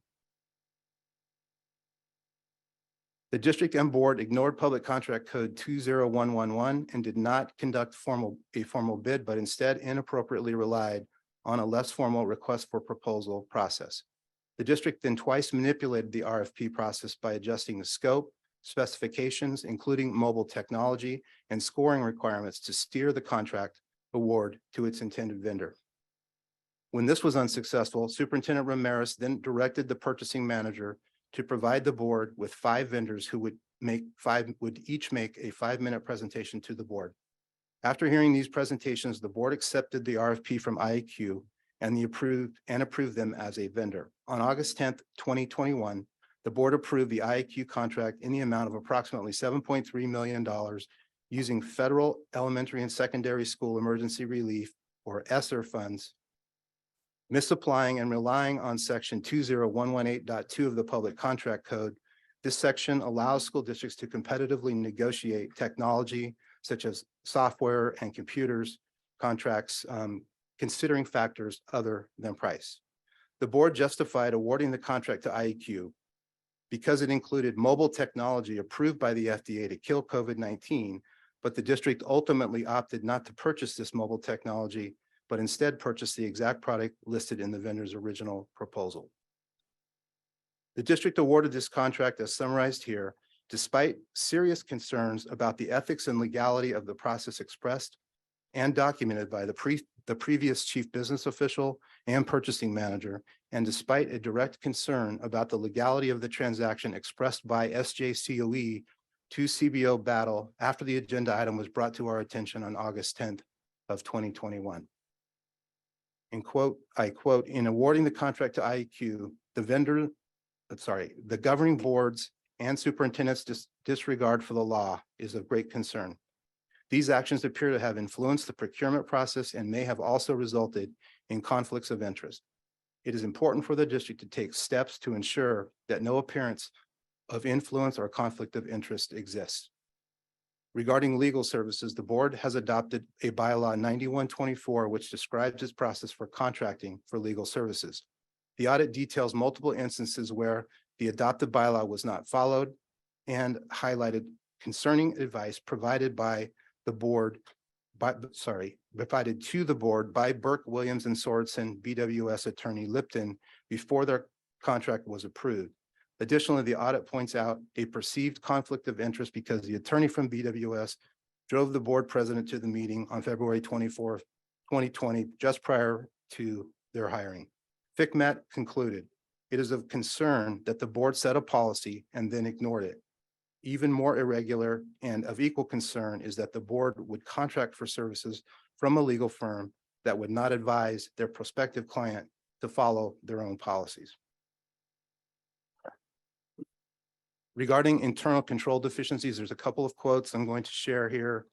The first is, the employees interviewed widely perceived the ethical and conduct of the district's board, former superintendent, and executive management as questionable, compromising the organization's moral tone.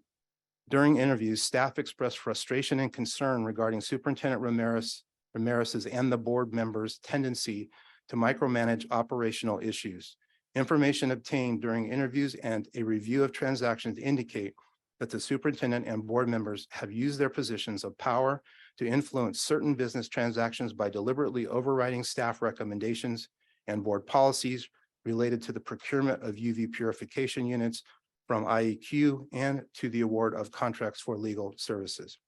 Superintendent Ramirez, CBO Battle, and the governing board failed to perform their fiduciary duty because they failed to perform due diligence, ignored established internal controls, bypassed established policies and procedures, and did not hold themselves to a standard of conduct commensurate with their positions, unquote. Regarding operational policies and procedures, quote, during interviews, staff reported great concerns about the deviation from established procurement procedures, which were reportedly ignored by CBO Battle and Superintendent Ramirez. They also shared that longstanding procedures, including attention to detail, proper due diligence, transparency of activities and processes, and adherence to industry standards were overridden or ignored during the procurement process that resulted in a contract with IEQ. Documents related to the procurement of UV units from IEQ corroborate statements staff members made during interviews that the superintendent directed staff to bypass established internal control procedures for procurement as described earlier in this report. Weaknesses in the overriding of internal control elements, including control environment and control activities, has led to an environment in which there is considerable risk for fraud, misappropriation of funds, and misuse of district assets. Finally, regarding Political Reform Act or Form 700, board members and certain designated individuals must file a Form 700 to disclose any potential conflict of interest annually, and then when they take office / begin in a position and upon leaving office or a position. Many forms were incomplete or missing, and it was clear to Fikmat there was no monitoring of the completion of or filing of the required forms. So in summary, and I quote, based on the findings in this report, there is sufficient evidence to demonstrate that fraud, misappropriation of funds and or assets or other illegal fiscal practices may have occurred in the specific areas reviewed. Regarding the superintendent's recommendations, which you have in front of you, and which were part of the cover letter that you just received, I think earlier today, and then hopefully a hard copy in front of you as well. Recommendations are: number one, to ensure district funds are spent legally and prudently, the board should review and if necessary, revise all SUSD procurement policies and regulations to ensure that they comply with state and federal laws and regulations and promote the efficient use of resources. Superintendent should ensure that procedures and guidelines are created in alignment with the board policies and regulations that pertinent staff, including the chief business official and superintendent, are trained on policies, regulations, procedures, and guidelines. Number two, to ensure the district complies with state and federal laws and regulations for record retention, the board should review and, if necessary, revise all record retention policies and regulations. The superintendent should ensure that procedures and guidelines are created in alignment with the policies and regulations, and that pertinent staff, including CBO and superintendent, are trained on the policies, regulations, procedures, and guidelines.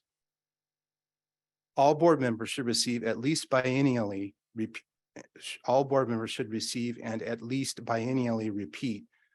training in the following areas. A, governance training with an emphasis on the role of the board versus staff, such as the California School Boards Association Masters in Governance Training. B, conflict of interest training. C, Brown Act training with an emphasis on how to avoid illegal board meetings. And D, ethics training for boards, which is required now every 2 years per AB 2158.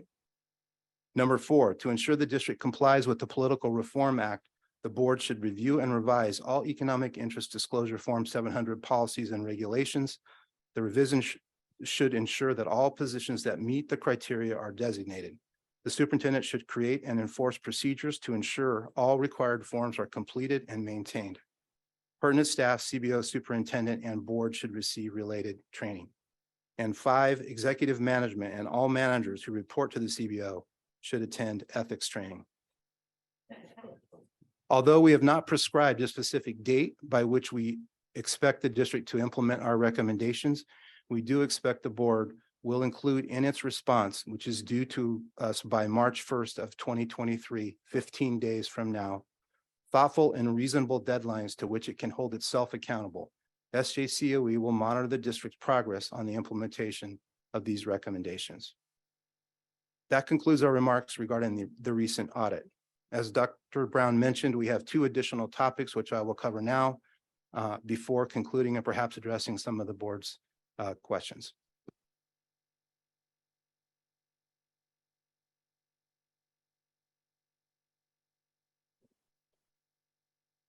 So those two topics are the first interim report recently filed by your office and responded to by our office, and then the lack of going concern designation that occurred back in October.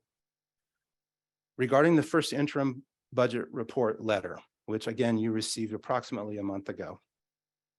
As I am sure you noted in our first interim letter to the board dated January 13th, 2023, after correcting for the issues we detected, we concurred with the positive certification filed by the district.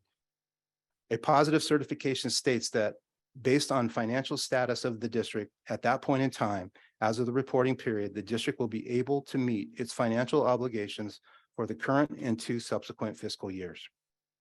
We know that our concurrence with the district's first interim report positive certification, after some necessary adjustments, in combination with the lack of going concern intervention initiated by the county superintendent on October 20th, 2022, has created some confusion.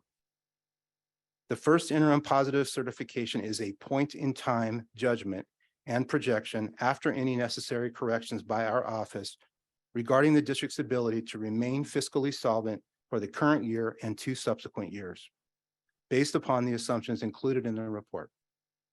The lack of going concern criteria considers this and considers the 15 fiscal crisis and management assistance team indicators of a risk or potential insolvency. As I will touch upon in a moment, it is the existence of many of these indicators which prompted our lack of going concern intervention with the intention of providing the necessary support to the district to shore up its financial systems and controls and to prevent a future fiscal crisis while there is still time to do so. We did, however, note several issues with the district's first interim report, which are important and related to the district's lack of going concern status declared by the county superintendent on October 20th. Touch more on lack of going concern in a moment.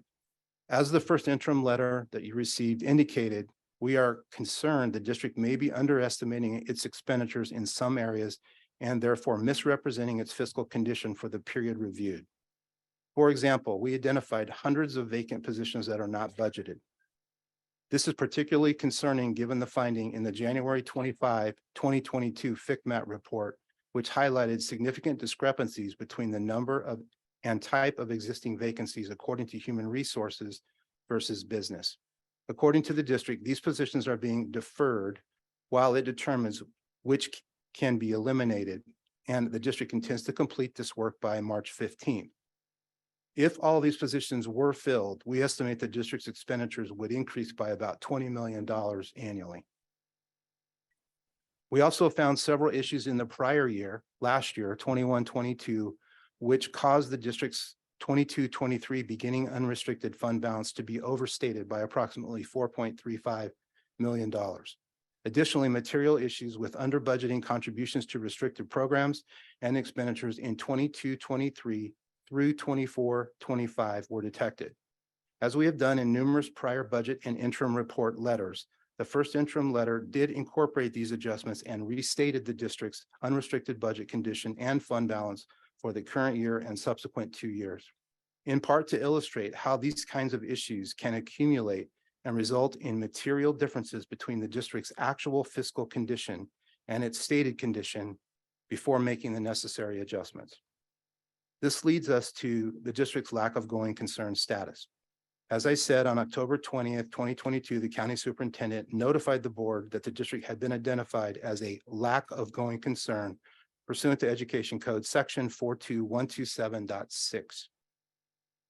The criterion for making this determination includes if the school district is at moderate or high risk of intervention based on the most common indicators of risk or potential insolvency as determined by the Fiscal Crisis and Management Assistance Team.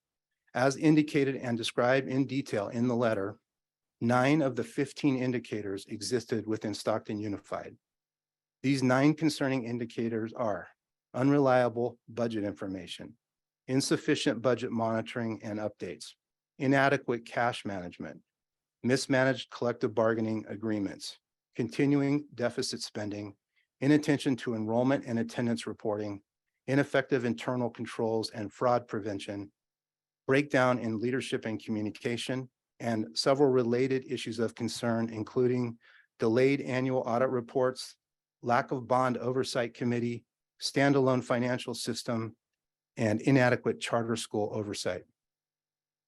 The existence of any one of these indicators increases risk of potential insolvency, and lack of attention to these issues will eventually result in financial insolvency and the loss of control by the Board of Education.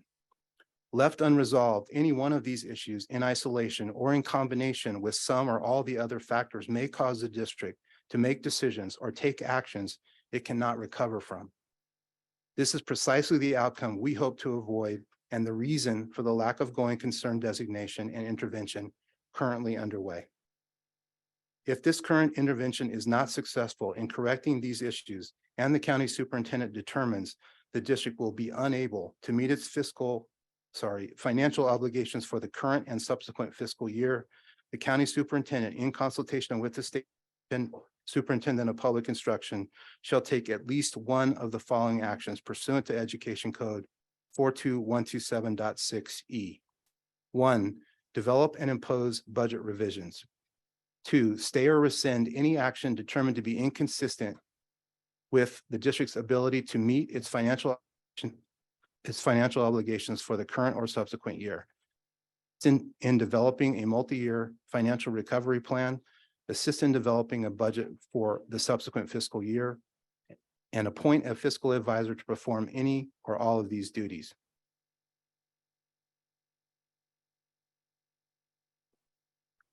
Again, it is our sincere desire and intention to assist and support the district in getting these issues corrected and to avoid escalating our intervention to Tier 2, as I just described.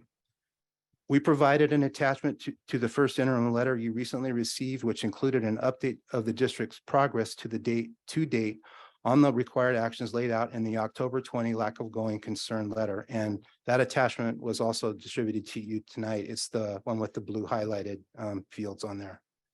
I won't revisit all that detail here, but I do want to make some comments regarding the required actions. Number 1, the fiscal expert hired and funded by SJCOE in October of 2022 to assist the interim CBO and develop business office staff capability has been used in a very limited capacity. This has been very disappointing, but has improved in the last 2 to 3 weeks, which we were very glad to see. And we strongly encourage the district to more fully utilize this resource in the weeks and months ahead. Fikmat has been assigned to perform a comprehensive fiscal health risk analysis, and according to Fikmat, the zero-cost contract to perform this work has recently been transmitted to the district. There were 6 required actions with a due date of December 15th, 2022, included in the letter as follows. A, develop and incorporate into the budget and financial projections a detailed plan on how all positions funded with one-time COVID relief funding will be managed when these funding sources expire. This recommendation has been partially implemented, and some more detail is on that matrix that you have in front of you. B, complete past due and remain current on monthly cash reconciliations, partially implemented. Ensure all bargaining unit agreements since 21-22 are properly board approved, not implemented. Complete the 21-22 annual audit and provide it to SJCOE, not implemented. In the first interim report, include estimated staffing and other expenditures needed to comply with the expansion of the transitional kindergarten and submit the Universal Pre-K Planning and Implementation Grant Program Plan, partially implemented. And F, finally, in the first interim report, include estimated staffing and other expenditures necessary to implement the expanded learning opportunities program, not implemented. There were also 2 required actions with March 15th, 2023 due dates, which are as follows. Address the position control deficiencies identified in the January 25, 2022 Fikmat report entitled Fiscal and Facilities Review. And second, submit a realistic spending plan for all resources that expire in the current or 2 subsequent fiscal years to ensure funds will be retained and utilized in accordance with applicable requirements. Setting aside these last 2 actions which are not yet due, the progress to date has been very limited. We understand there has been significant staff turnover in the business office and that staff may be overwhelmed. Again, we urge the district to fully utilize the SJCOE provided fiscal expert to help develop and assist staff with these important actions and to seek whatever additional assistance it deems necessary to address the Fikmat indicators and actions required by the county superintendent. This situation is urgent and should be taken very seriously. In summary, the lack of going concern process and intervention currently underway is intended to first identify critical issues that place the district's fiscal stability at risk and work with the district to address these issues so that more intensive intervention may be avoided. We know that we've given you a lot of information and detail this evening. If questions arise as you review and discuss the Fikmat audit report, the county superintendent's recommendations, first interim letter, if you look at that, review that again, including that attachment you have in front of you regarding the lack of going concern actions, we suggest that you pose them to the superintendent and we will work with her as needed to address those questions. But with that said, if you have questions now regarding the technical details, processes, or response requirements surrounding any of these matters, we're happy to take a few questions if it pleases the board president. Yeah, thank you. Yes. This is not a surprise to me. There's part of the report that came back that some of these contracts were voted a 6-1. I am proud to say that I was that one that voted against all of this shenanigans that was happening. So my main question now is, how do we hold these people accountable? Because they should not have done this and gotten away with it and left for our students, staff, and teachers to hold the bag. And so I'm pleading that somebody needs to be held accountable. So aside from all of this, me being board president, I ran on transparency and accountability. And I promise you that everybody involved in this will be held accountable, that we will work on every recommendation that you guys gave us. And I am just really upset, disappointed that we got here. But we got to work on it, right? We can't sit here and complain about what happened. We know it's everything that I've been shouting from the rooftop for the last 2 years. And so I'm not one to say, oh, we inherited it, so now we can't do nothing about it. We can do something about it, and we will do something about it. And we have new board leadership because we don't want to take the state to take over. We care about our kids and we care about our district. And so I'm going to get off of my little soapbox, and I'm sure my VP and other colleagues would like to respond. I would like to have I'll go ahead and let VP go first, and then you can go. Sure. Thank you for your presentation. I would really like to speak to the physical expert. So you said in the previous weeks there's been connection. I guess the relationship is there. The work is happening. What is the expectation from the fiscal expert and us? Because we would really like to see movement on the budget, and a lot of this movement has come from Trustee Colon, myself, and Trustee Flores about getting the work done. So we would like to see more. What is the expectation for communication between our CBO and business department and Susan Montoya? Thank you.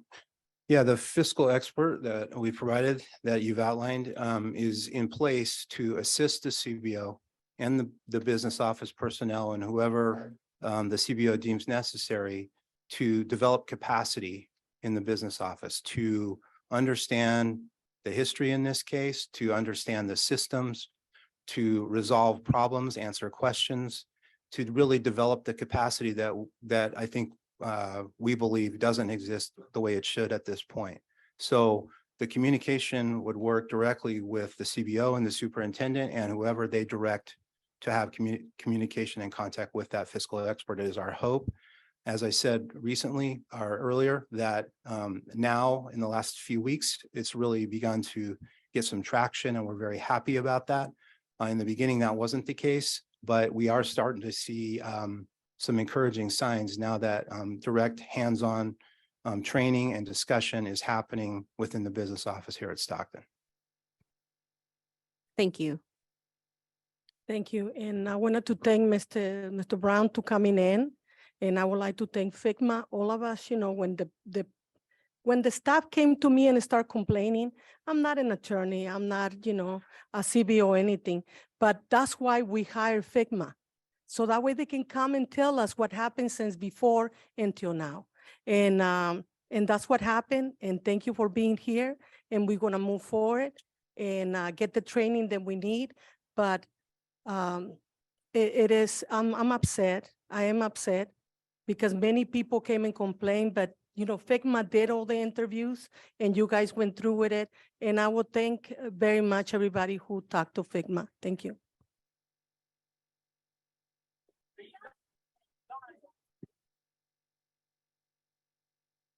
Point of order. We need order as we move forward. So I don't see any other questions. So I'm going to ask another question. Oh, go ahead. I also want to thank you for this detailed report. And my question is regarding the example of IAQ. So was this the only contract that was really investigated in this detail? Were there more contracts that were investigated in detail? Could there be more, or I'm just curious?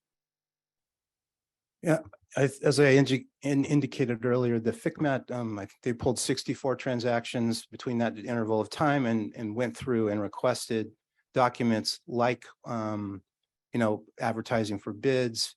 If the particular transaction required a public bid, they asked for bidding documents, for tabulations, for board award minutes or notations, that sort of thing. So following the process from start to finish, all the way through to see if those elements were all in place.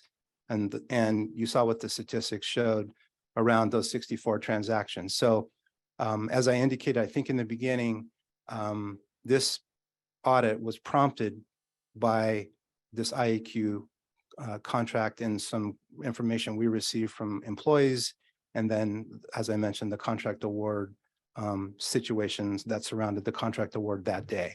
So they did focus in detail on the IAQ contract, but in general, got a sense of how well the documents represented what should be happening in the purchasing office around, purchasing in general and in contracting for services or supplies. So, but to better answer your question, maybe the detail existed in the audit around the IAQ contract, and otherwise it was an overview of how well the documents represented what should be happening in purchasing in general. Madam President, can I ask him something? One moment. I have a question for legal. Can we initiate charges as a district, like against these folks? What I would suggest, President Flores, is that we first digest the complete report, gather the information, and then make a determination as to where accountability lies. And then we can make appropriate determinations. And then are we allowed to write a letter to the district attorney once we are done with that report, encouraging our support in going forward with criminal charges? I think what we should do is first, again, go through the report completely, see where accountability lies. And if we find that there is a basis for that, then we may be able to do that. Go ahead. Thank you, sir. I was concerned. I think I hear 2019. You say 2019 or 2018, how many years? Yeah, I think the purchasing transaction interval was 2019 to 2022. So all those years. Over those 3 years, that was the time interval that Fikmat chose to take a look at when they did this audit. And that's from inside that interval, they pulled the 64 transactions that were mentioned in the audit. Thank you, sir. Thank you. When it comes to positions, I noticed that we have several positions that are going into the wrong allocations. What training will be needed for our business department to ensure that we are coding our positions correctly so they're not going into things like one-time funding? Our block grants in this particular one. I'm not sure what you mean by what kind of training. You know, charging a position to one-time funding is generally not a good idea, as you're indicating. It does happen from time to time if it's in a controlled fashion and there's a plan to exit that one-time funding and replace it with something that's ongoing and or in the position. So it is done from time to time, especially when the education community at large has received a significant amount of COVID relief funding that needs to be utilized by a certain point in time. Some districts are doing that. So that isn't necessarily unusual for that to occur, but there definitely needs to be tracking and a plan to transition when that funding comes to an end. And that's one of the things that we mentioned earlier. We talk about this during our monthly CBO meetings. We have monthly CBO meetings and your interim CBO attends those meetings, and we're happy about that. You know, I think it's basic finance knowledge, right? That you don't pay for something that goes on and on with one-time dollars. And so I think every CBO and just business directors and folks that are in the business office understand that. I don't know if that answers your question. It does. Thank you. Can I have the floor, Madam President? Go ahead. And I just a few questions and a statement for Mr. Brown. I don't expect the answer right now, but I'll forward this to you. So if you want to answer, that's fine. So Mr. Troy Brown, as a politician like myself, I'm wondering what level of experience do you hold as an executive level administrator in a public TK through 12 district this size? Or when you worked with 8 unions as our executive leaders in our district do? The reason for my questions are that I've noticed a number of things that you may have missed, and it may help us to all have better understanding. During my first meeting on December 14th, 2020, former interim superintendent Brian Biederman, who's sitting in the audience tonight, he actually brought and presented a budget deficit in excess of $100 million to the Board of Education, long before the County Office of Education brought that to our attention. 2 months after that, you may remember a board resolution that committed to cutting $20 million from the SUSD budget by March 15th of 2021 to be applied during the 2021-2022 school year. But as a result of pressure from unions, outside interest, and unprecedented windfall of money from the federal government, the board decided to not follow through with these cuts. Though there was a plan of action and steps toward this resolution even before your election as county superintendent. Furthermore, there was also a board resolution to cut all positions funded through ESSER dollars once the dollars ran out, or to find ways to work those into our LCAP. And this also was a plan that was put in place and that we were working toward as a board and a district before your election to county superintendent, sir. I'd like to ask you if you remember what leadership team of SUSD brought forth agenda items to contract with Fikmat and WestEd before your involvement to our district, in full recognition of the pre-existing issues that happened before 2020 with budget and organizational alignment. My final questions are, were you aware that San Joaquin Office of Education approved all budgets between 2018 through 2021 while you were associate superintendent, and now while you're the superintendent at the county? Despite the budget deficit appearing as early as late 2020, maybe as early as 2019, if we were looking really closely. I ask this because the county was silent when a former version of this board and a former superintendent, John Deasy, brought forth developer fee waivers that don't exist in 2019, alongside the consent agenda approval of 6 charter schools on a single agenda. And that 6 charter schools equates to about $90 million negative over 5 years to Stockton Unified School District, and it's ongoing. These waivers amounted to about $6 million, and it just so happens that they were for Mr. Groupie's company. He also, and I know because I'm a politician like you are, I noticed that he's a campaign contributor to you. And so when I see our only 2 means of income to our district being attacked in this way without support from our county, it brings a lot of questions to mind, Troy. I'm also still hoping for an audit of all district funds and programs in conjunction with San Joaquin County of Education, as I've requested prior. I've seen the results from County, Troy. I've lived here my whole life. They left me feeling pretty hopeless. So thank you for your time and attention. President Flores. So I know that there was two statements that you made. When you mentioned Brian Biederman bringing that, I was definitely here. That was one that I pleaded with the majority board leadership at that time to not make that cut. And Brian and Susanna both gave us two different options that we could have chose from, but I was silenced and not allowed to speak on that. So with that being said, that direction came from pressure from the board leadership at that time. And if we're going to continue to bring up the developing fees from Dr. Daisy's time, that never passed. So it really had no reflection on any of our budget. So at this point, it's mute. Madam President, please, Madam President. I see Trustee Rico wants to say something. Go ahead. Yes, Trustee Rico. I just want to say thank you for the report that you gave us today. I'm surprised because as a new board member, I had no idea so many things going on. So the things that I want to share tonight is to the public and teachers. They know better than me that the contracts that they bring us to the table, yes, bring us with small information. We don't have all the information, the contracts or the negotiations about the contracts. So we vote with the less information that we have on the table or the more information that we have on the table. So you guys want to know more? Just give us a training or just allow us to be part of those contracts. Ladies and gentlemen, please, let's have decorum. Point of order, point of order. Thank you. Point of order. Thank you. Thank you. Thank you anyways for the report. Point of order. I understand. Thank you, Flores. You not Point of order. Yeah, point of order. Again, we want to say thank you for taking the time here. We respect your integrity in listening to the community and our staff and our teachers. And we deeply, deeply appreciate all of the information that you've taken the time. I know it's taken a lot of time. Fikmat, thank you for going through all of those documents. And we look forward to continuing this relationship so that you can definitely help us along the way, so that we can cure and correct what we can when we can. Again, we didn't get here overnight. Okay, so I know there's a lot of pressure on us to move quickly, and we're trying to move as quickly as possible. We are giving directives to our superintendent to pass on those directives down to her staff.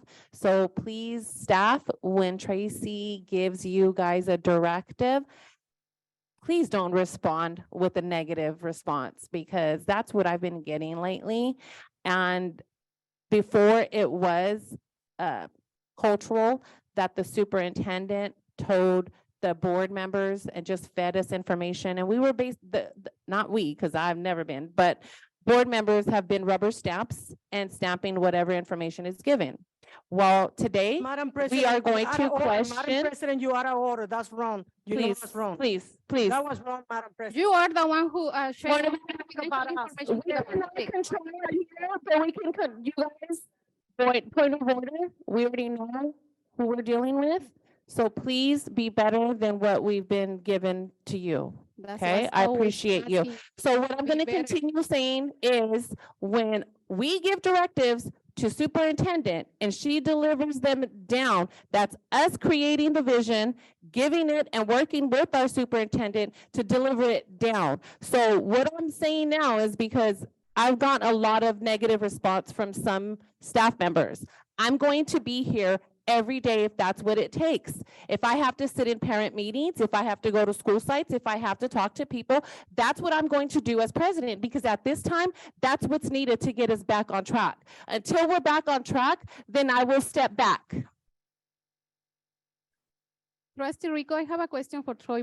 Any Mr. other Brown. questions? I'm going to call this to order, Yes, call I this to discussion now. We can go ahead and move on. I Thank just have you. a question for Mr. Brown. We're done. Thank you. You can email him your questions. Okay, so since Trustee Flores take the seat as a president, Ms. Miller never answered my email, so you can help me on that, please. Thank you. Okay, we're gonna go ahead and Well, take a I 3-minute will. break, recess. We're gonna take a 3-minute recess break. Thank you.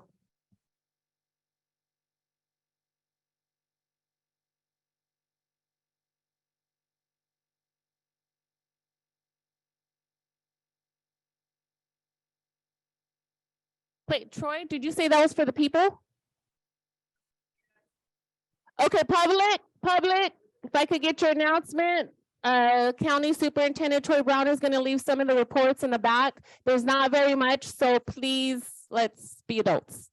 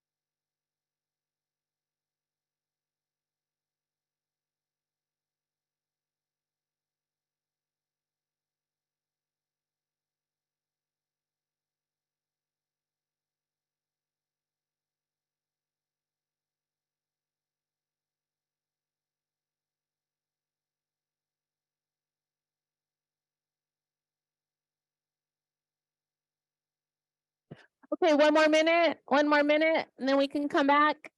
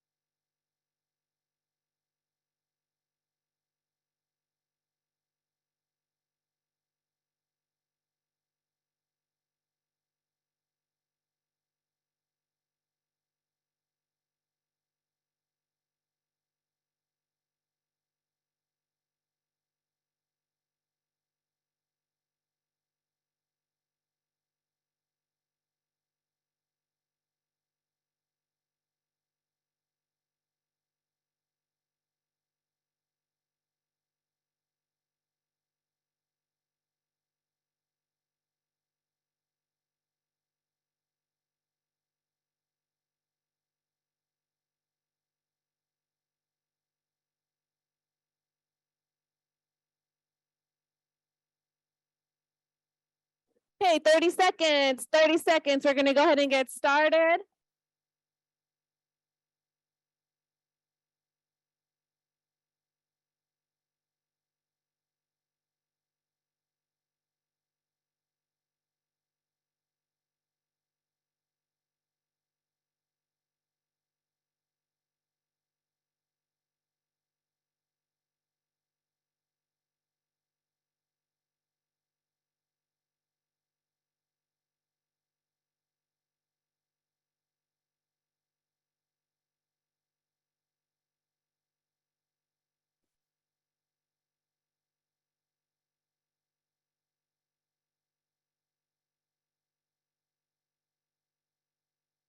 Okay, 10, 9, 8, 7, 6, 5, 4, 3, 2, 1, and we will now begin and continue with our board meeting at 9:10.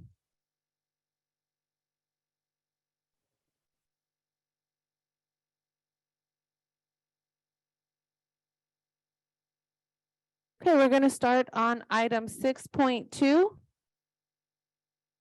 Is he here? Avatar? We have a presentation information regarding live streaming of all public governing board meetings by Mr. Avatar Gill, Director of Technology.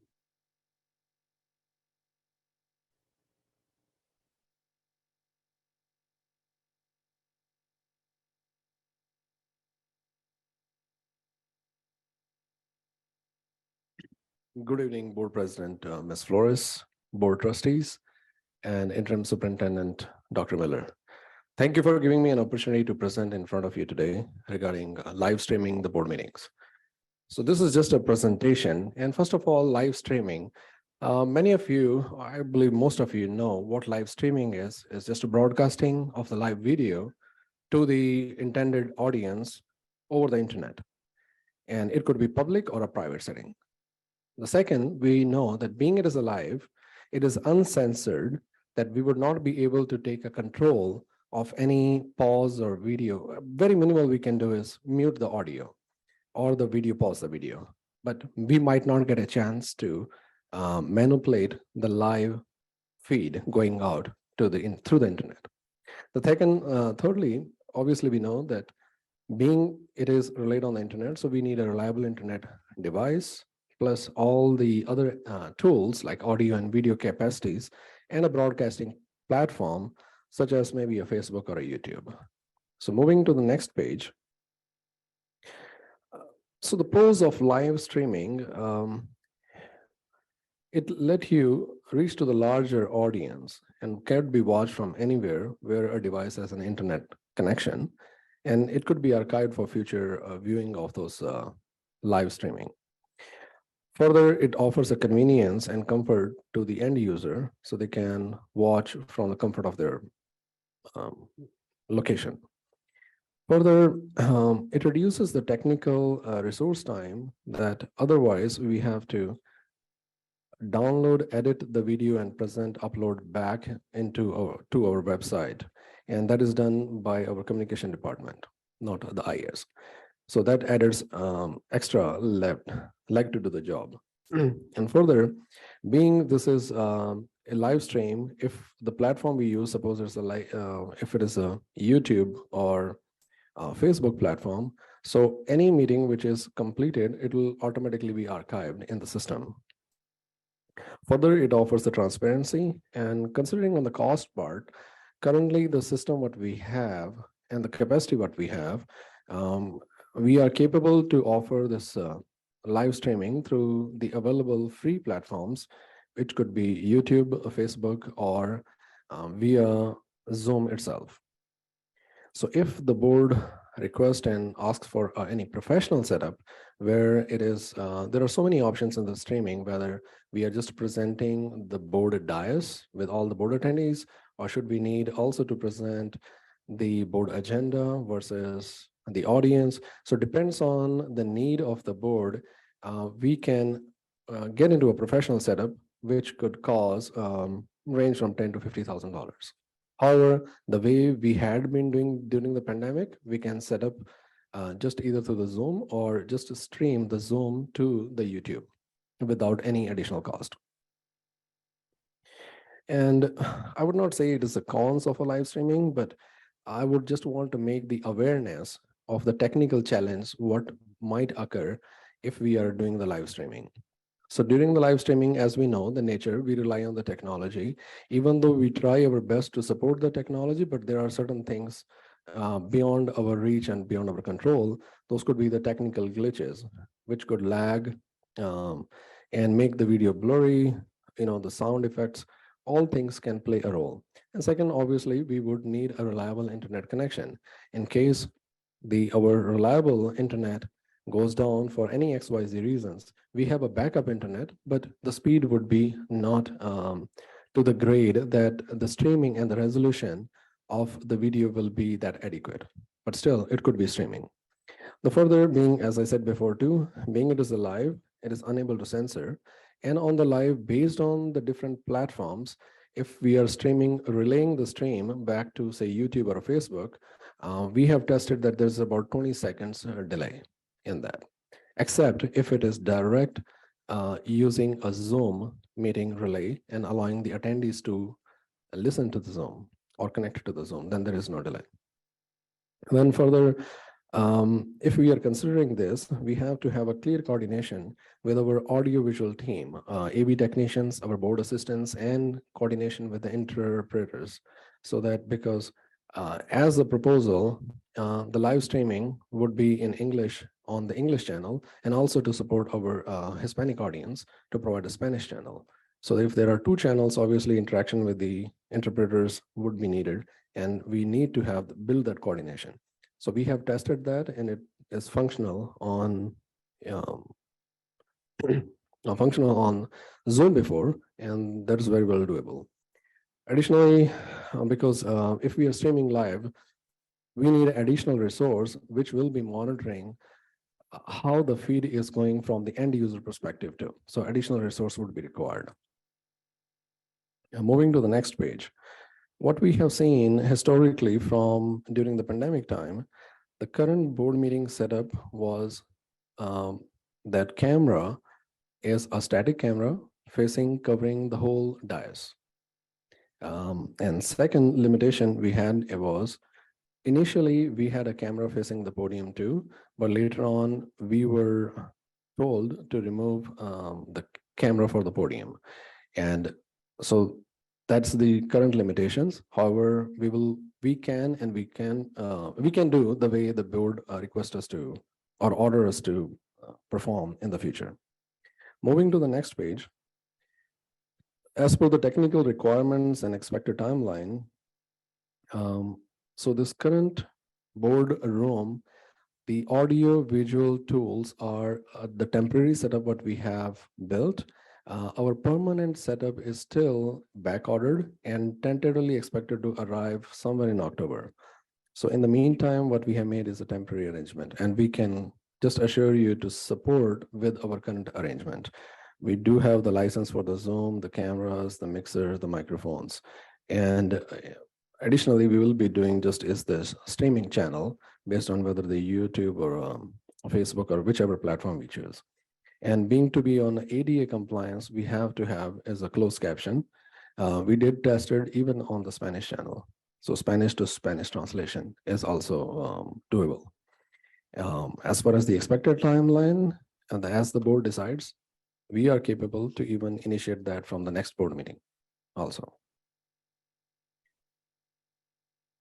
So other technical option I need to mention is that we need to know through the board, maybe now or later, is what option do we want? As one option is, as we used to do during the pandemic, just live from the Zoom meeting and allow the attendees to join the Zoom meeting without giving them a control of raising hands. So it'll be just a unidirectional live broadcast. We can do that, or we can relay the Zoom meeting to the YouTube channel and keep it comments disabled. So those two options are there. And we would also like to know is on the streaming screen, whether we want, so how the screen partition the board asks us to do as a split screen or just a focus on one screen, or it could be an inlay or picture-in-picture type of setup. Everything is doable. However, we need to have a clear direction. What is the request? And further on the slide, next page is, I think I skipped the technical layout, which is not much needed for you. It was just ours. And following is the question from the board.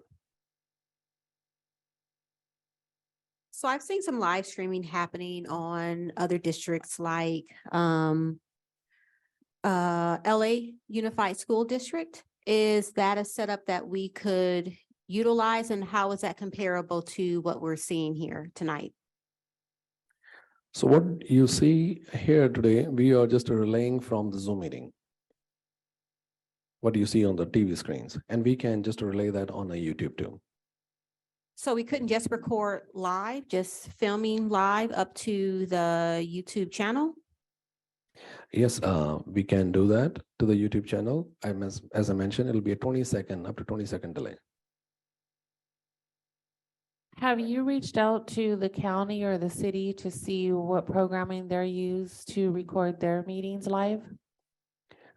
First, I have reached out to a few of the other districts. Currently, first, I need to know the complete, like, what is our expectation? And then we can explore the different type of solutions. First, I need to know what. So our expectation is that anybody from home can log on to a computer, click on a link, and it pull up our live meetings. That's what we do with the county.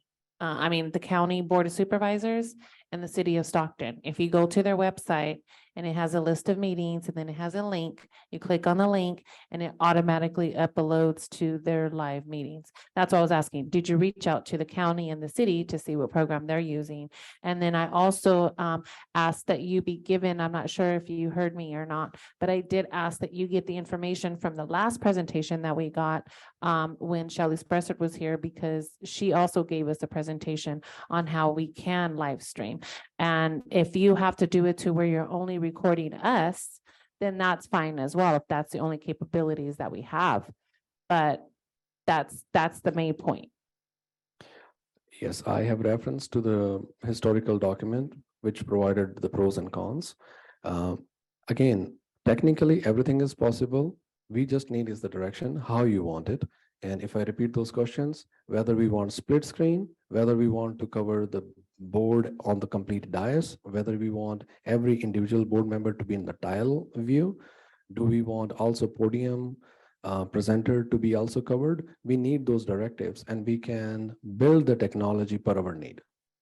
So I'm going to just voice my opinion, and I'll also allow others to join in on that. For me, I'm okay with it just live streaming us, because I know there are some people who get targeted for speaking at the podium. So to ensure their safety and having their face put everywhere, then we don't have to put it on the podium, just on us, so that this way at least the public knows, and it would be on all of us, just as it is up there. It would be just recording live. And from what I'm being told, that YouTube is only like a click or a on and off button where you could live stream it and have access to it. Of course, on a YouTube, what we have tested is on our district page, we will create a page with 2 channels, English and Spanish, so people can just click and will see it. And also I have made a note of some comments regarding archiving and indexing all the historic archived YouTubes, so that it will be labeled, and I will mention that to the respective department. Yeah, and then we do want to make sure we save them. And then it's also been brought to our attention that the access to just documents and information, it's not so easy anymore. Like, you have to click and click and click and click. That's what it is. If you look up our current board meetings, it's not where they can just, like, if you go into Google and type in Stockton Unified School Board meetings, it's not coming up. It's like they have to go to our website, they have to click one here, click another, then click another, and it's like you have to navigate through the website. So it's as if we're trying not to let them see our board meetings. I totally understand, and I will pass on your request and this clarification to Director Melinda Meza. She is the community relation, and the website is managed under her responsibilities. Anybody else have any comments? So are we voting, or is this just a presentation? Okay, so I would like to, am I allowed to motion to put this back on an agenda to vote on it? You'd be able to place it on a future agenda item at your agenda planning meeting. Okay, okay. So this should be on our next agenda item so that we can start live streaming our hopefully by then. Dr. Miller, you'll give us an update as to the progress? Okay, thank you. Thank you, After. Thank you, everyone.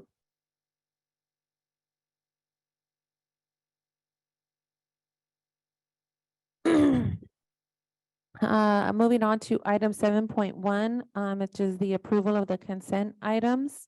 And Christina will read the oral announcement. Does any trustee have any items they would like to remove for separate consideration as an action item?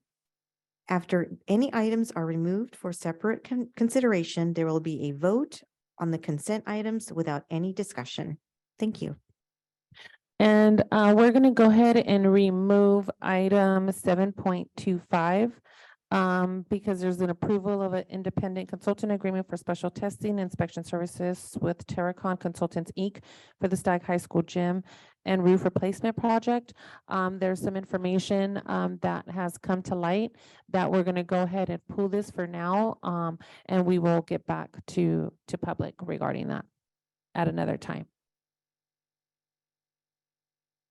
Are there any other items that any of my colleagues on the board would like to pull? No, mine was just 725. That was it. Okay.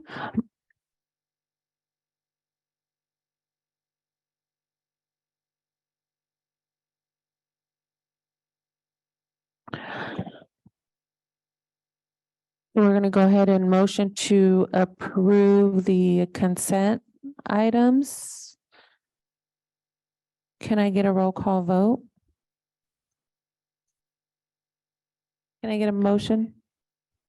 Stevens, I motion to approve 7.1 with removal of 7.25. Second, Roll call vote? President Flores, Yes. Vice President Stevens, Yes.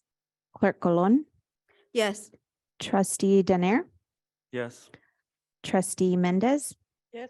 Trustee Zulueta, Yes. Trustee Rico, Yes. motion carries 7-0.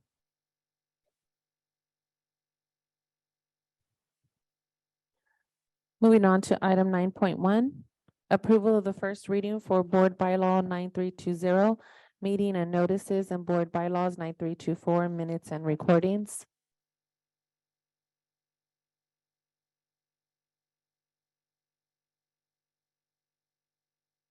Can I get a motion? I'll motion. Can I get a second? I'll second. Discussion?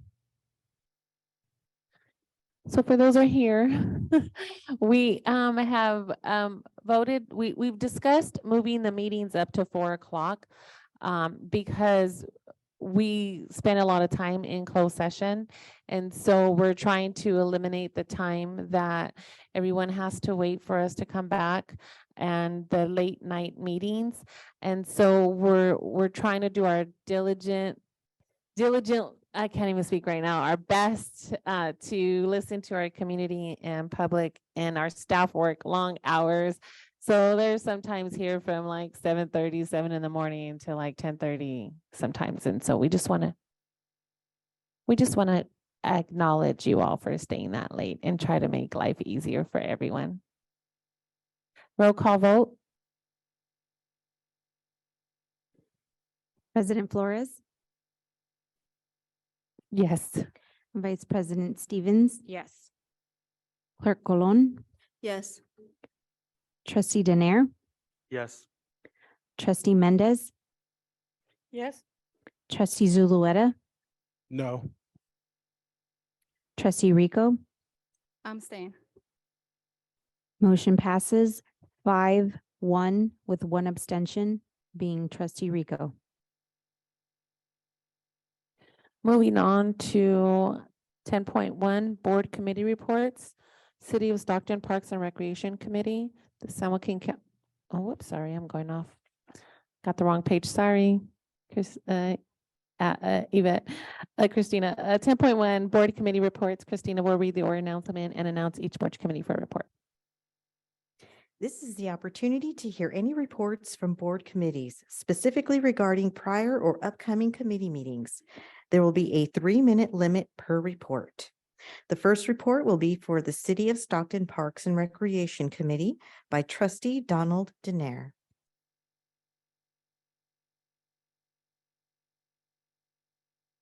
Hello, everyone.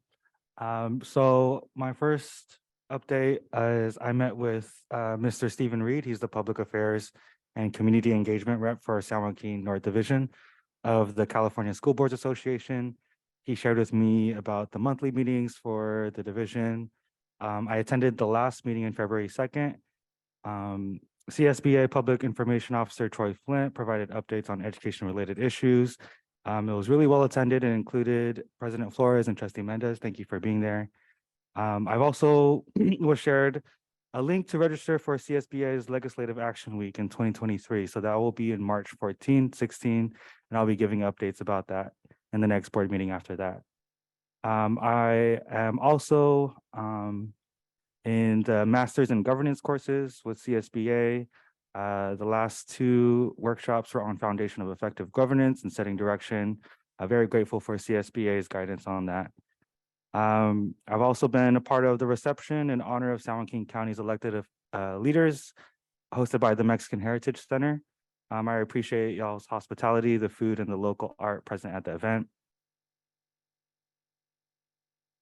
And that is it. Thank you.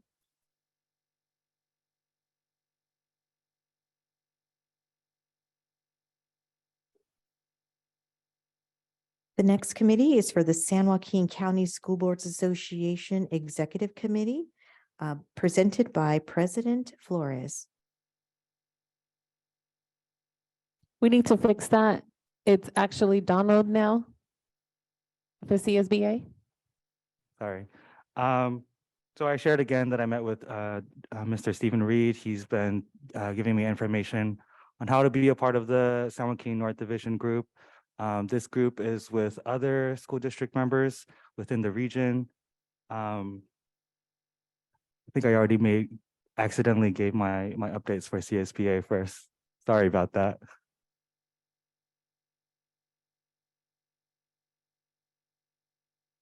The next committee is for 3x3 committee, presented by Clerk Sofia Colon. Okay, so we're looking forward to planning a meeting in March. We've already sent out an email to our members, board members, and our counterparts at City Council. So I'm eager to hear back from them to schedule an actual date and time in March. And look forward to their providing topics for discussion. One of the ones I want to just kind of share with you, this committee meets with the City Council to talk about issues that pertain to school and city issues. So we heard a lot tonight about safety. That's definitely could be something that we talk about at this 3x3 committee, and how we can partner to make our school and our community around our schools safer.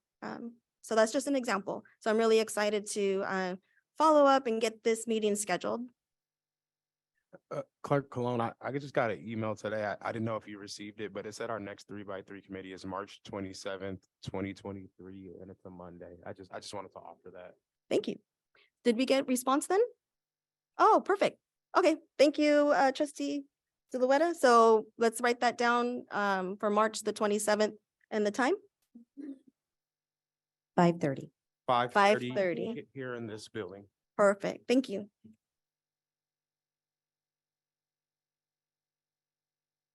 The The next committee is 1852 Foundation, presented by Vice President Kanitha Stevens. Thank you. So we are working on our second meeting. We are meeting here on Monday, February 27th at 5 o'clock. Please come out. We are soliciting for community organizations and companies who we can partner with to ensure that we can raise funds for our students. Applications are open. So if you know of teachers who need support for their students around initiatives or services or events where the school is not covering the funding, please make sure that you reach out to the 1852. Ms. Meza actually takes the applications and she'll submit those over to us to review. So look forward to seeing you on the 27th at 5 o'clock here in the boardroom.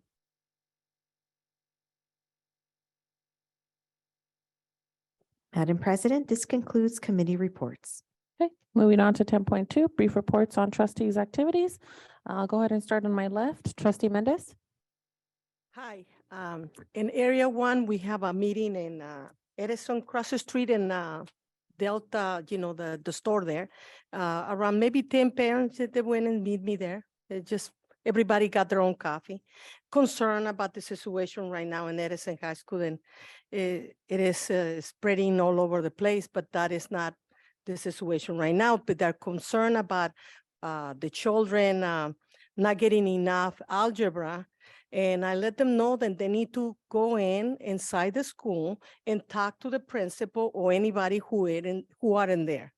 Because, you know, it's important that parents go in and do that first before, you know, I can bring up to the attention to my superintendente.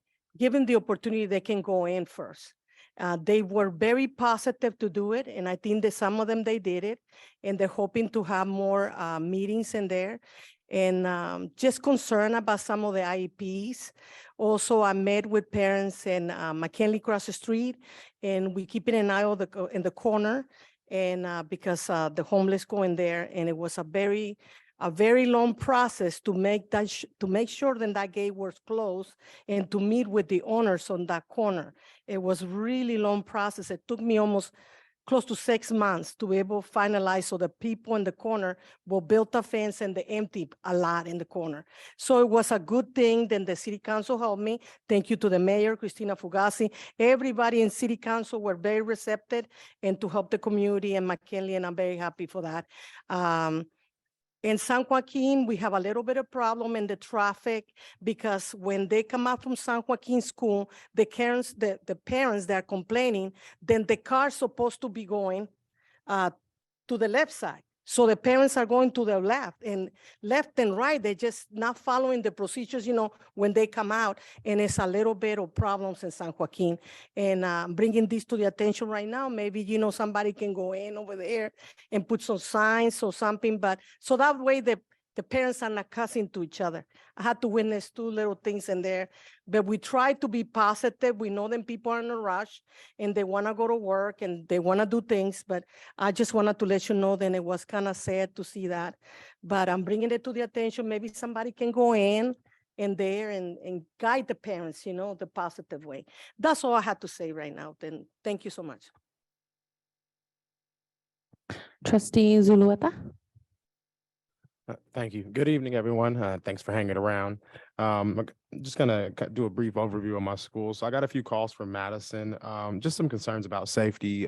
There's still construction going on their site. And so their big field in the back of the school where, you know, they have all their activities is still kind of just all over the place with construction. They still haven't gotten their new playgrounds up. And so it's causing a little bit of trouble for our SPED students and our other students, just with lack of playing space and area. And so I'm going to be dropping by just so we can see what's going on.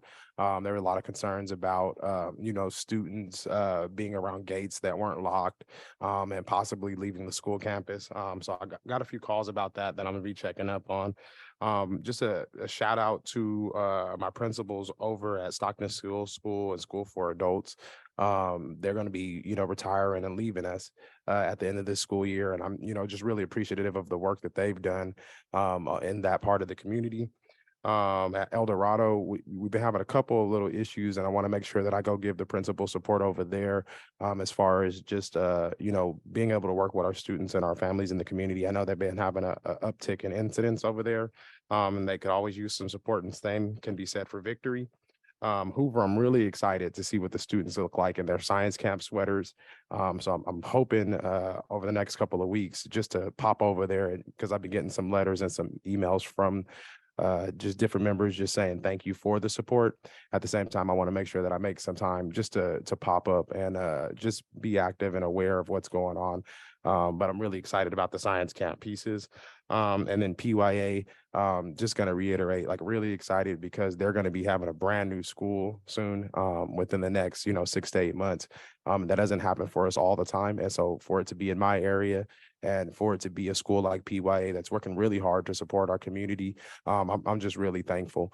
And that's my report. Thank you all. Thank you, Trustee Zulueta. Trustee Rico? Good evening again. Thanks for joining us tonight. Okay, I just want to start with the Department of San Joaquin Office of Education, together with that, the special ed department is going to have a mom's retreat on the 25th, Saturday 25th. So just a reminder for parents to attend. And also, I just want to say thank you to all those teachers who are testing our students right now at Franklin High. They've been supporting a lot, and we're working hard. They're working hard, not me.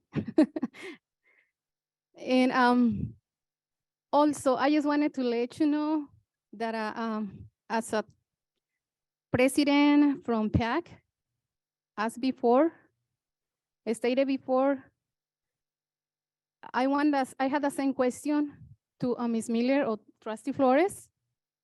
I read the bylaws, and I didn't find no code that it says that as a parent or a board member, I cannot assist to those parents' meetings. Because on the DLAP meeting, Trustee Flores tried to take me out from that, saying that we're not allowed to be part of those meetings. On the PAC meeting, Mrs. Miller tried to do the same thing. And I just want to know that, I don't know how can I explain to them that I be part of those meetings for so many years as a parent, because I had a right to be part of these meetings as a parent. I'm not being there acting like a board member. I'm not participating as a board member. So can anyone help me to understand that? If to be part of the board member, to be part of this board, I had to write my rights as a parent. I think this is wrong. So if anyone can help me with that, I really appreciate that. Because every time that I had to be on those meetings since that day, parents not feel really, they not feel right, because they say, oh, I can't say that you are a board member, because that happened before. So it's not affecting me myself, it's affecting parents too. Parents that I know for so many years, that I've been part of them, that I've been representing them, that I've been support them, help them with our students.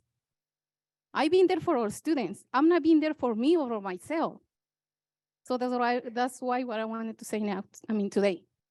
If anyone on the community can assist me with that too, I'm open for that. If Ms. Miller or Trustee Flores can't, I can. Okay, thank you. Trustee, Vice President Stevens? Thank you. So I had already decided that I wouldn't necessarily talk about visiting schools, but to really think about how do I support my schools and advocate for my school. So safety has been an issue. We had an issue out at Hung Kingston, and it's not just an isolated issue. It's an issue that's happening all over Stockton. So this past week, I've been meeting with Dr. Miller, Chief Franco, and also Dr. Ramirez regarding safety for our schools. We can't do all the work ourselves. We must create allyship and partnerships to make sure that we're doing the best we can for our students. Also, when they're not in our care, that's a big piece on the weekends. We need supports for our students. So we're looking at programs and services for our students out in my area in Area 7. We also hope that the work that we do there could also be a model to transcend all over the district. So we're looking for teacher supports as well, making sure that our teachers feel safe. No one should go to school and not feel safe, right? The PTSD that comes from kids having to walk through gang-infested neighborhoods, that does fall on our shoulders, because it's what we do for our community and our students is what really makes a difference. So I'm partnering with Chief, with Dr. Susana Ramirez, and Dr. Miller, to make sure that we do have supports in place. So we actively do have a plan. We're aligning to ensure that our students get all the supports that they need, not just while they're in school, but when they're out of the classroom as well, and on the weekend. So if you also know of programs and services that will partner with us to take our kids in on the weekends, we want to make sure that we're able to do that for them, because it's when they're not in our care that they get into the most trouble and join gangs. The second piece is making sure that we look at data. I'll be hosting my first data and dinner. We have a new dashboard that's really cool for our families. It does also create some opportunities for us to be equitable about funding. When I looked at LCAP, I saw that only 3% of the services went to African-American children, and that's not going to continue. We have to make sure that services are there for all of our kids and that we support the kids that need services the most. So that's my report. Doing a lot. I won't really talk about the schools. You guys can see that across social media. You can also see that on the district website about the schools that I'm attending, but I am advocating for the schools in my area to make sure that we get the supports that we need, and then to make sure that ESSER funding is serving our students who are impacted by COVID.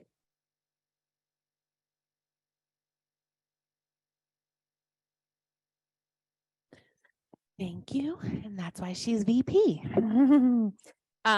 So I would like to start off with saying that Merlot is taking the mock trial and winning all their court proceedings so far. And they won their first one, and they have another one tomorrow, and then they have another one on the 21st, on the 23rd. And those are the ones I have. So tomorrow, the 21st and the 23rd. So if you guys get a chance, want to come and see Merlot, they're doing that. So the next thing is, and I also got to see their volleyball. I didn't get to see the game, but I got to show up because the game started later than I had to leave. And then we had an amazing presentation on the dashboard by Dr. Murphy. So if you guys have noticed our website and our data information, that is a huge request that we've been wanting for a long time. And now we get to see it. You get to see it by board member area, everything. So yes, I'm excited about that. I got some homework to do. And then CTE, Nate is we're gonna have to start looking into improving and making his CTE program bigger, because I'm on a CTE tour and I am reaching out to all the unions that I can get a hold of and bringing them to the table so that we could build that program. We have a lot of staff dedicated to academic and college career, but the reality is that we have a lot of students who are not going to college and they don't have the support to go to universities. Even sometimes Delta is too hard for them. And I'm a testimony. I wasn't able to be successful at Delta, right? I was right out of high school. So there is other opportunities for our students to be successful. And I would like to see the CTE given more attention, and I'm trying to give them all my attention as much as I can. And not that I'm forgetting the academic part of it, but I now rest assured that my colleagues up here are asking the questions and being a part of those questions. So if you see me not talking much about data and other things that's going on, I got I got an amazing VP. I got amazing crew over here. So we're doing the work. So CTE, we are improving that. And then yes, we are going to be at the request of Trustee Rico and Trustee Mendez. At the next board meeting, we will go ahead and discuss our roles as board members in our DLAC and ELAC meetings. And yes, we are not allowed to show up and give motions. We're not allowed to show up and be perceived as we are part of the officers. And we are only allowed to speak as a parent for our children. We are not allowed to speak on behalf of the district. If they have questions in our DLAC and our ELAC meetings, they are allowed to put us on the agenda. And as board president or designated vice president, we are the two that can show up and speak on behalf of the district. But no, we give up our right as a parent to advocate when we become a board member for ourselves, or we could support, but we're not allowed to motion. We're not allowed to make votes. We're not allowed to go to every meeting. We're not allowed to go and manipulate and give false narratives to our parents. Thank you. Clerk Cologne, next.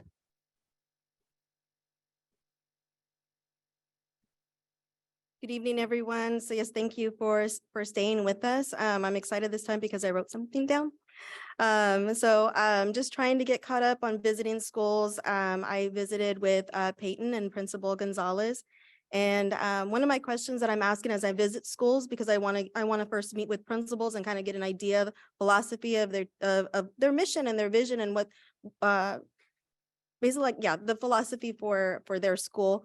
So I was really excited and to learn about that with Principal Gonzalez and how there's a focus on providing resources to their students, but really drilling in on their students and families. They have so many different activities going on, and I'm so thankful to have now I'm on a part of their newsletter, so I get a list of all their activities, which I hope to get from more schools.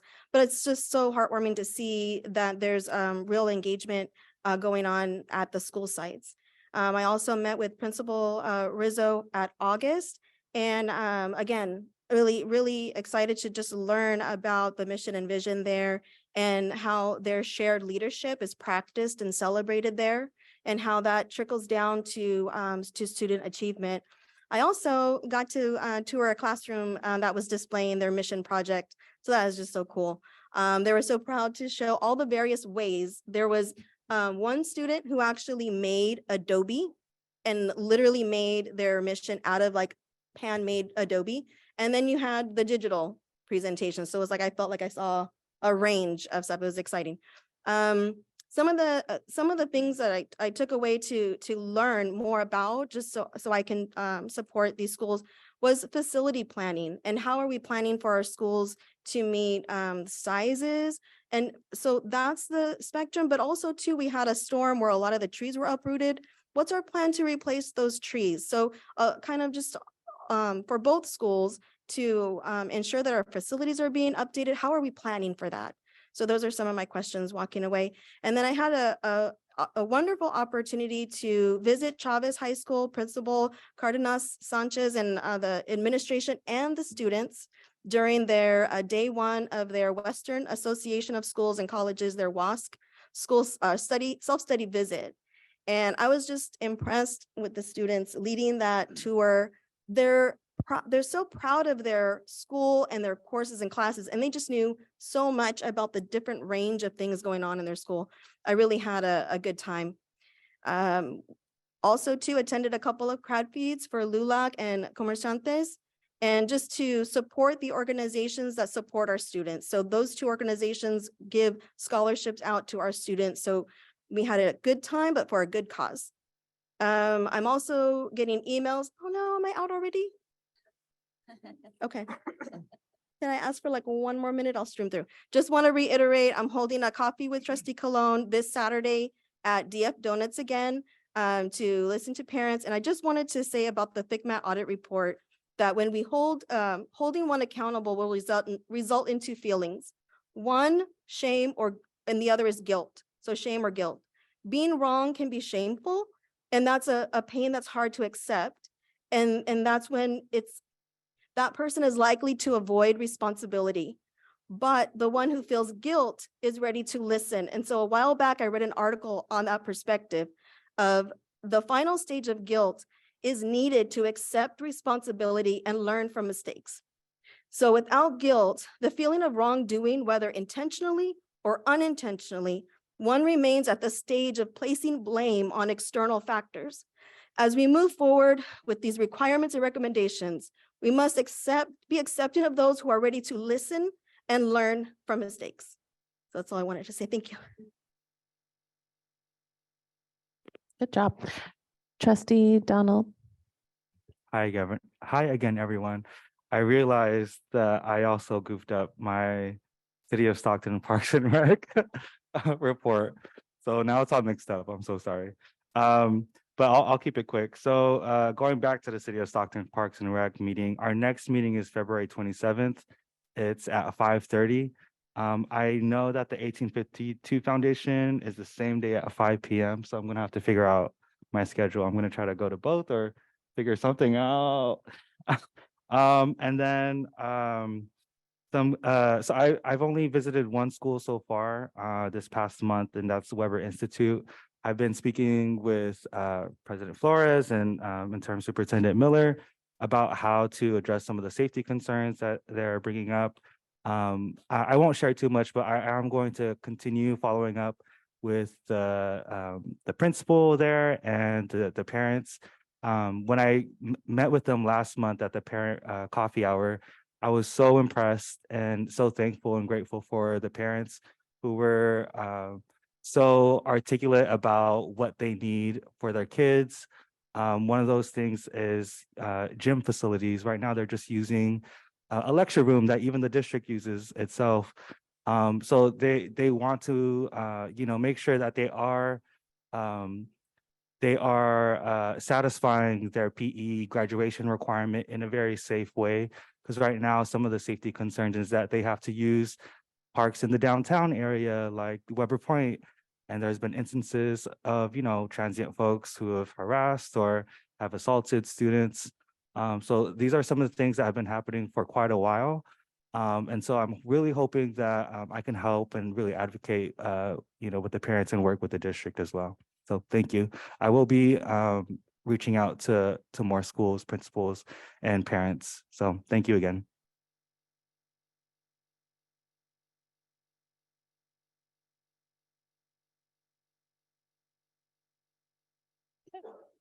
Moving on to item 10.3, approval of expenditures for Stockton Unified School District board members to attend an out-of-state conference at the annual PLC conference in Las Vegas, Nevada, June 7th through the 9th, 2023. Can I get a motion? Motion Stevens. Second. President Flores, discussion? I have a question. Go ahead. So you included only 3 board members? Why you didn't include all the 7? I thought that an email went out to everybody. No, we not receiving no email. Well, at least not me. It was just sent out to board leadership. Oh, okay. I guess because of the board leadership and the amount of negative media, we wanted to go as board leadership to see what and learn from our staff that we were doing. I think you can include us too, no? Or you can't? Because what Is that a understand president's is decision to conference make? is only for PLC teachers. If it's a workshop, the board can make a determination as to who would like to attend the conference. But the leadership may make that determination amongst yourselves to determine that it's something that you wish to have for full board, or similar, the same way you do at CSB or AXA or NSBA. I think that we just kept it to board leadership because when we come back, we give reports back and we implement, and I haven't seen that in past leadership and conferences that you guys have gone to.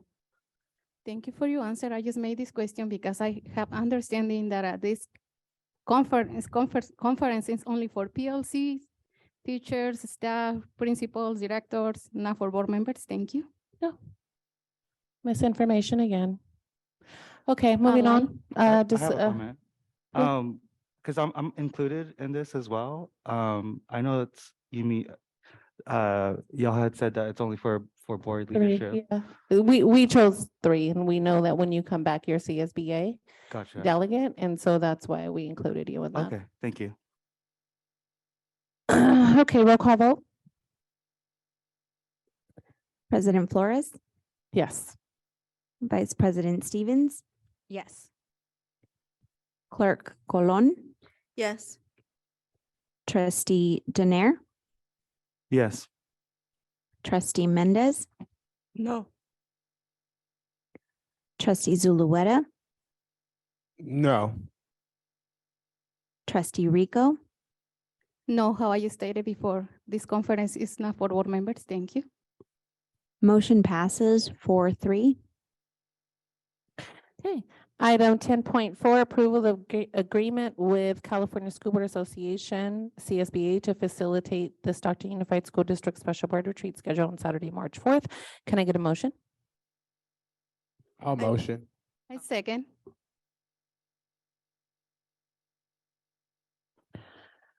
Moving on to item 10.5, California School Board. Roll call vote, vote. sorry. Sorry, there- we're trying to work this out already. Is there any Roll call. discussion? Any discussion? No, we need that. Okay, roll call vote. President Flores, Yes. Vice President Stevens. Yes. Clerk Colon, Yes. Trustee Denaire, Yes. Trustee Mendez, Yeah. Trustee Zulueta, Yes. Trustee Rico, Yes. motion passes 7-0.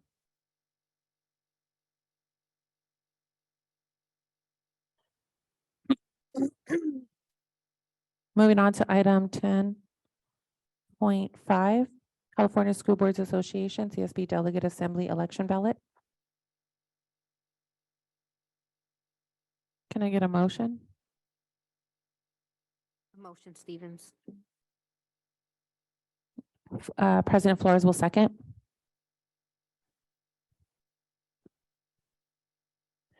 Yeah, and I think here we vote on somebody. And so I'm gonna motion to vote for Sandra Chan. I second. Discussion? A comment. Madam Go ahead. President, Yeah. sorry, the ballot says up to 2.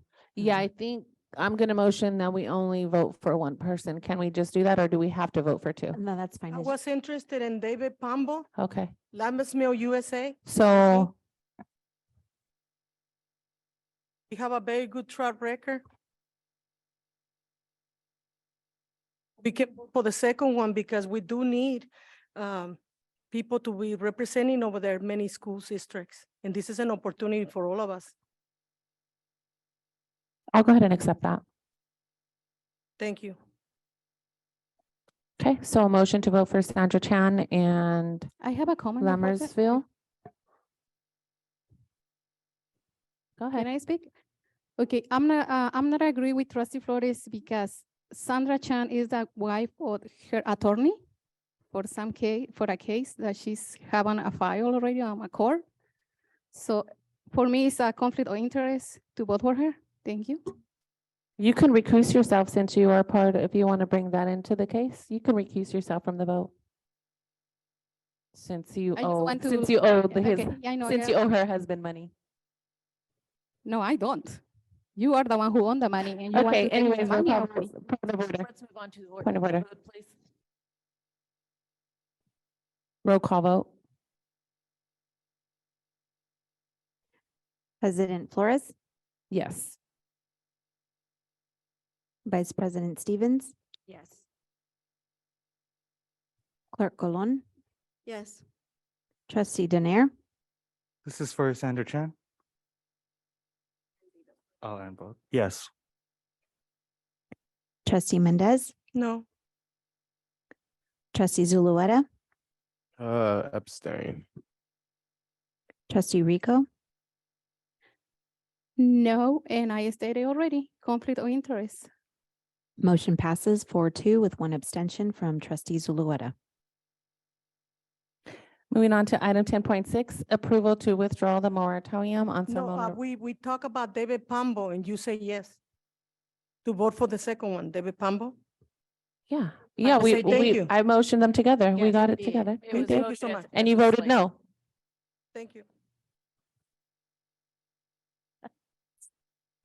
10.6, approval to withdraw the moratorium on ceremonial resolutions at Board of Trustee meetings. Can I get a motion? Motion Stevens. Can I, second Donald? Discussion? Question. Go ahead. So I can understand why you adding so many special board meetings when before you not be the former president, I mean, before you not be the president, you always This is on the complain. moratorium, not the special meetings. I'm sorry. Discussion? Roll call vote. President Flores, Yes. Vice President Stevens, Yes. Clerk Colon, Yes. Trustee Danair, Yes. Trustee Mendez. Trustee Mendez, Yes. Trustee Zulueta, Yes. Trustee Rico, Yes. motion carries 7-0. Moving on to item 10.7, approval to reschedule a regular board meeting and add a special board meeting June 27th, 2023. Can I get a motion? Motion Stevens. Second, President Flores. Discussion? Go ahead, Rico. Trustee Rico. Thank you. So yeah, my question is the same one. Why you adding so many special board meetings when before you complain every board meeting, special board meeting we have? So again, as I mentioned in the last board meeting, the reason why we had that special board meeting is because we lost a regular school board meeting. Now, again, this time we have to make an accommodation to that so that we do have that one meeting during June because there's some other conflict of scheduling during the other board meetings. Thank you, Trustee Flores. So as a president, now everything you decided, everything is going to be okay. Thank you so I would much. simply say for members of the board to get on with the meeting of the business of this board, the side comments may not be necessary for the board to simply go on with your vote and your your approval of the item. Thank you, Mrs. Lawyer, for your comment. But I heard you been before. Thank you, She point of been a order. president Thank to be you. present here. Thank you. Okay, so roll call vote, please. President Flores, Yes. Vice President Stevens, Yes. Clerk Colon, Yes. Trustee Danair, Yes. Trustee Mendez, Yes. Trustee Zulueta, Yes. Trustee Rico, Yes. motion passes 7-0. Okay, moving on to item 10.8, approval to reinstate and appoint of trustees to board subcommittees. Can I get a motion? Motion Stevens. Can I get a second? Rico second. Discussion? Okay, so for the curriculum,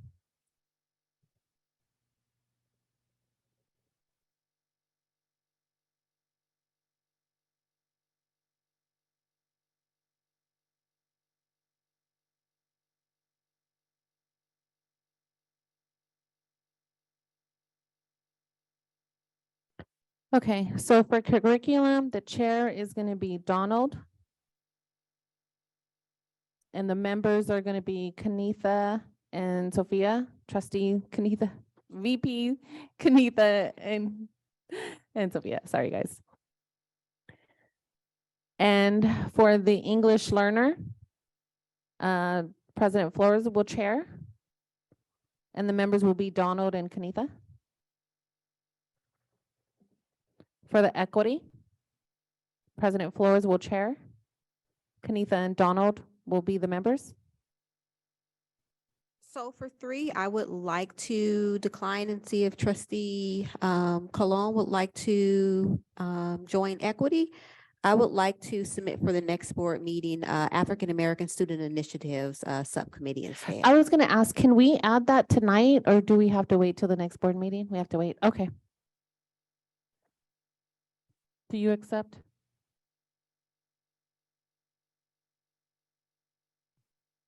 I appreciate it. I'm just concerned with the time, with being on various committees and being able to be the best that I can be on each committee. So actually I had some questions about these committees. So I'll say yes for now, but I want some of the discussion of like how often do we meet, what's expected of the time commitment, that kind of thing. Yeah. I can do that. Safety Committee, Kanitha Chair. And members of Sophia and Donald.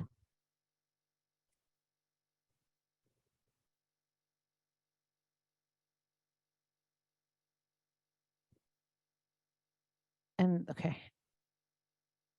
Okay, so these meetings, you are in charge of when and how often you meet and where you meet.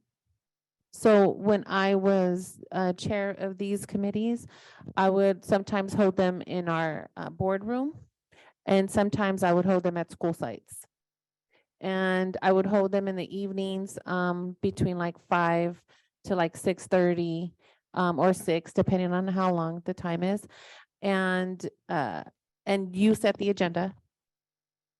You are in charge of the meeting. And then you get support from our staff.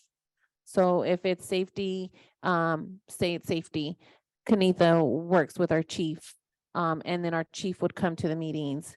If it's equity, then we look at, we did have an equity director. So maybe that's a hint that we need to look into an equity director or explore that. So just different, you're in control. So it just depends on how much time you want to put into it. But I can tell you that when I chaired the EL committee, we were able to take a drive to Madera Unified to look at the dual language schools over there. And we were able to bring in and get reports of our EL learners, and Dr. Susana Ramirez actually was one that got to drive over with us to Madera to look at the programs. And then we started the conversations about what it takes to have a dual language strong program, and so like work should derive from those committees. That's the purpose, to help our superintendent deliver the vision. And then it kind of takes some delegation away from our superintendent at the same time. So it's like a teamwork where we as a board, and these meetings, you can invite public. You can invite guest speakers. Like I would invite community members to come and talk at our equity on what it means. Music equity, right? Like how much students in schools have in support of music departments and equipment and just random things that apply to, pertain to those topics. Madam President, just advising, we're getting close to 10:30. Okay, but let's We go need to faster. vote to either extend the meeting or. Well, it's to 10:30. We're almost done. I think we're Yeah, almost done. Just to clarify, I'll accept placement on the equity committee. Okay. Awesome. Thank you. Okay. Is it for that one? Vote? Okay. Go ahead and roll call vote. President Flores, Oh. Well, let's finish this and then we'll take the next vote to extend. President Flores, Yes. Vice President Stevens, Yes. Clerk Colon, Yes. Trustee Danair, Yes. Trustee Mendez, Yes. Trustee Zulueta, Yes. Trustee Rico, Yes. motion passes 7-0. Okay, moving on to 10.9. Oh, okay, we're gonna take a vote to extend the meeting.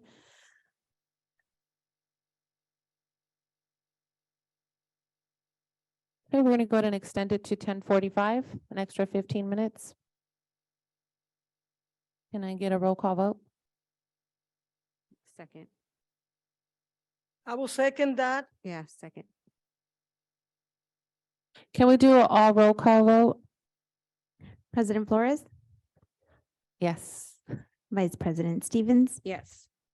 Clerk Colon, Yes. Trustee Daner, Yes. Trustee Mendez, Yes. Trustee Zulueta, Yes. Trustee Rico, Yes. motion passes 7-0.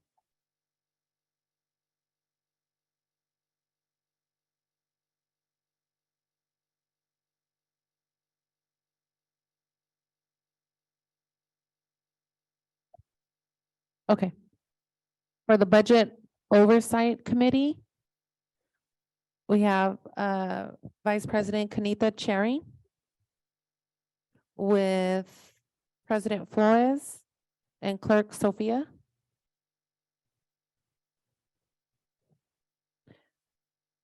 And then we have the policy board, the Board Policy Committee. President Flores will chair with Sophia and Donald. And then the Superintendent Search will chair Vice President Kanita Stevens. Members Sophia and President Flores. And then the Transformative Justice Committee.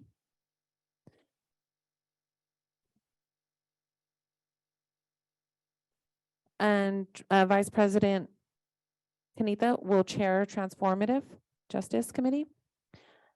And President Flores and Donald, Trustee Donald, will be members of that.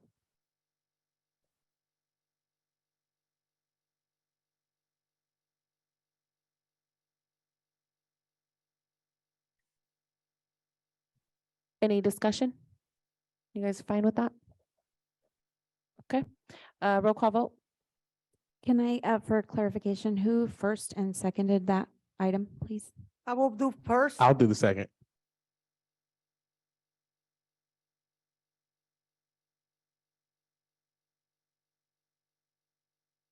President Flores, Yes. Vice President Stevens, Yes. Clerk Colon, Yes. Trustee Daner, Yes. Trustee Mendez, Yes. Trustee Zulueta, Yes. Trustee Rico, Yes. motion carries 7-0.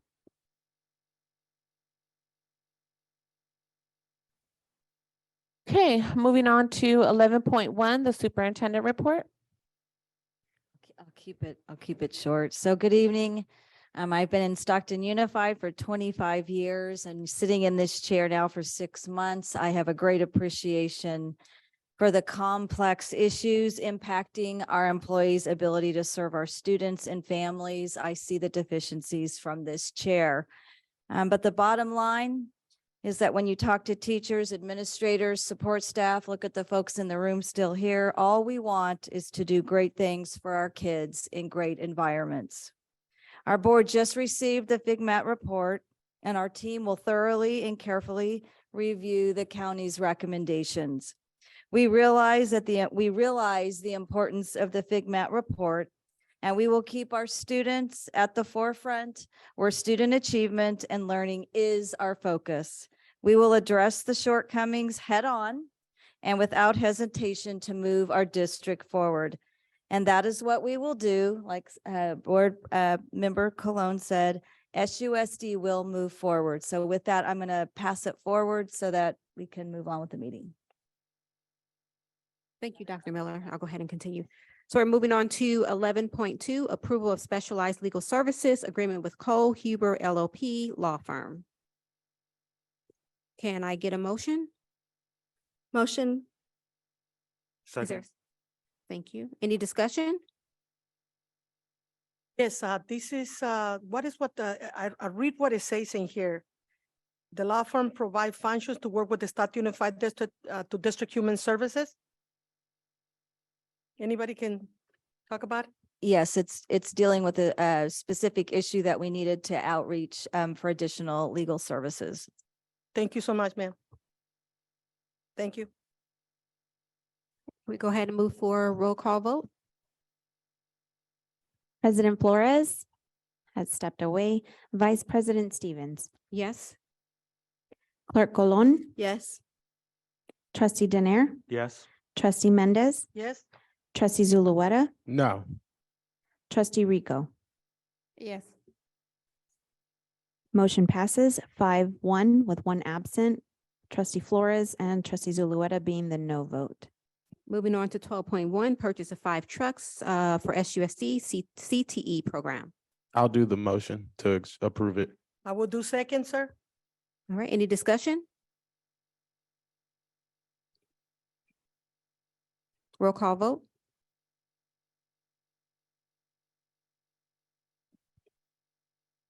President Flores, still away. Vice President Stevens, Yes.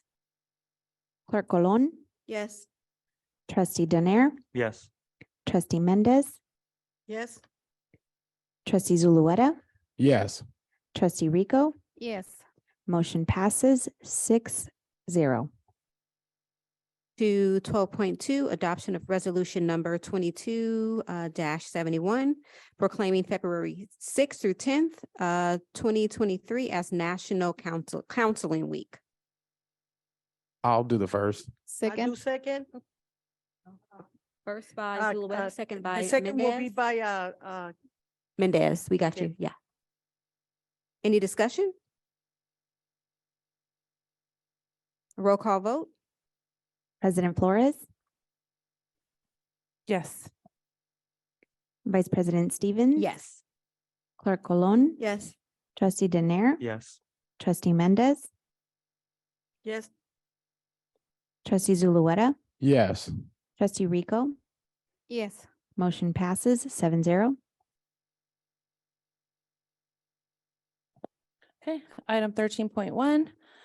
Adopt the district's initial proposal to United Stockton Administrators USA for 2022-2025 successor negotiations and to authorize the district's negotiation team to proceed with negotiations. Can I get a motion? I'll motion. Can I get a Second, discussion? Yvette, we're gonna do a all vote. All those in favor? Say aye. Aye. Aye. Aye. Aye. Unanimous.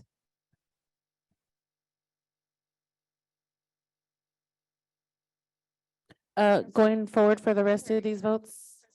Flores, we want to make sure that we say all those in favor, aye, and then all those opposed and make sure we go for. any Oh, okay. abstentions. Okay. Okay. Do we have to do that again now then? Okay, all those who oppose? Any abstentions? Okay. Item 13.2, approval to revise the Assistant Superintendent Human Resource job description. Can I get a motion? motion, Can I get a second? Second, Stevens. Discussion? No discussion? Nobody wants to know why?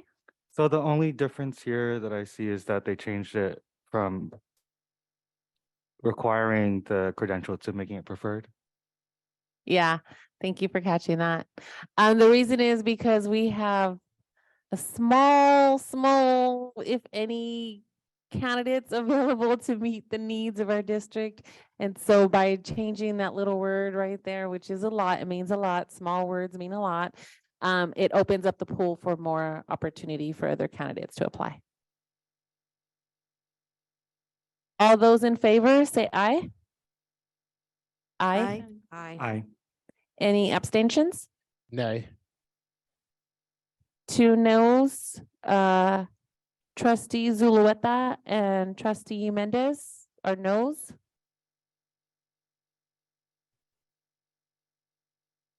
Abstains? No Mendez? I said Mendez and Zulueta? No, I just was checking to make sure that the vote was correct and that there were the Did I say 4 hello? and 1 and 2. 5 and 2. 5 to 2. Got it? Okay. Item 13.3, approval of memorandum of understanding with Claudia Moreno. Can I get a motion? So Steve- motion. Second, Stevens. Discussion?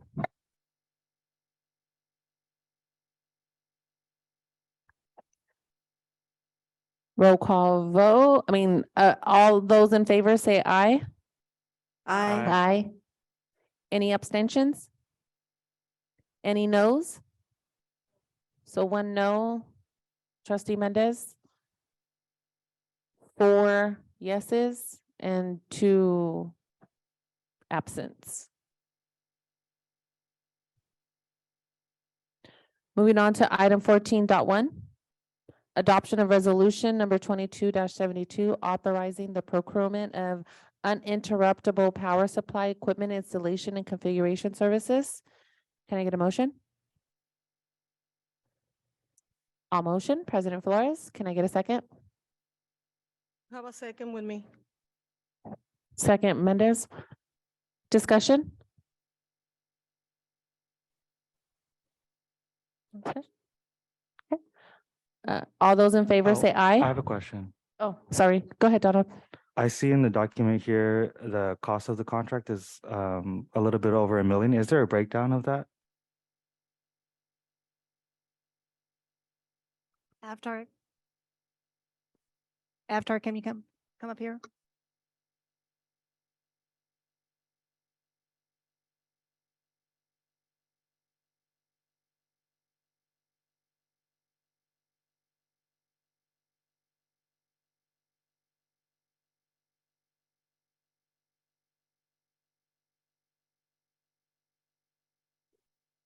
Yes, there is a breakdown.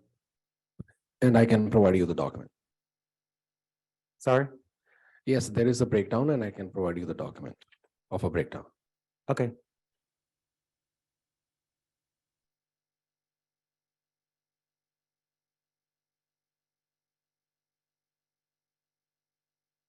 President Flores, may I suggest that for purposes of finance and business, that you do a roll call vote? Thank you.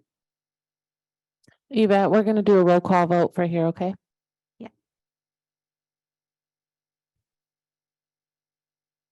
So is the criteria the same for this company as well? Do they have to meet 116 across the board? Or is that only for specific bids?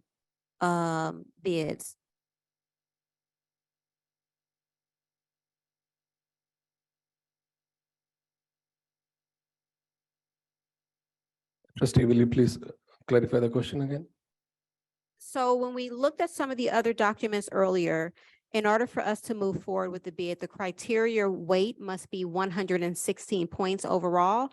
So I'm noticing this one is only 100, and then everything else up under that does not meet 100 at all. So is a standard criteria for all RFPs that they are 116 points to move forward? Or maybe that's a business question. That one I'll have to get more clarification from Tony. I'll have to get more clarification from the purchasing manager on that. And if I may clarify based on my knowledge, is that in the RFP, when we post the RFP, we disclose that how we will be evaluating and what is our criteria. And over there, we disclose how we sum up to 100% and what is our weightage criteria. So we have disclosed that all, and based on that criteria disclosure, that's how we have assessed all the candidates and their proposals. So what is the highest score possible? Is 100. 100 is the highest. That is the max. Okay. So this vendor received a perfect score.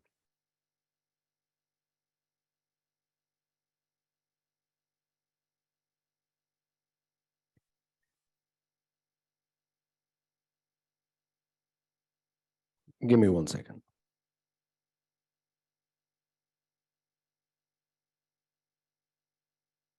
I believe this one received 95, if we're looking at the overall score. This is Decotech, right? Yes, this is Decotech. So on the scoring sheet, they received a 95. Okay.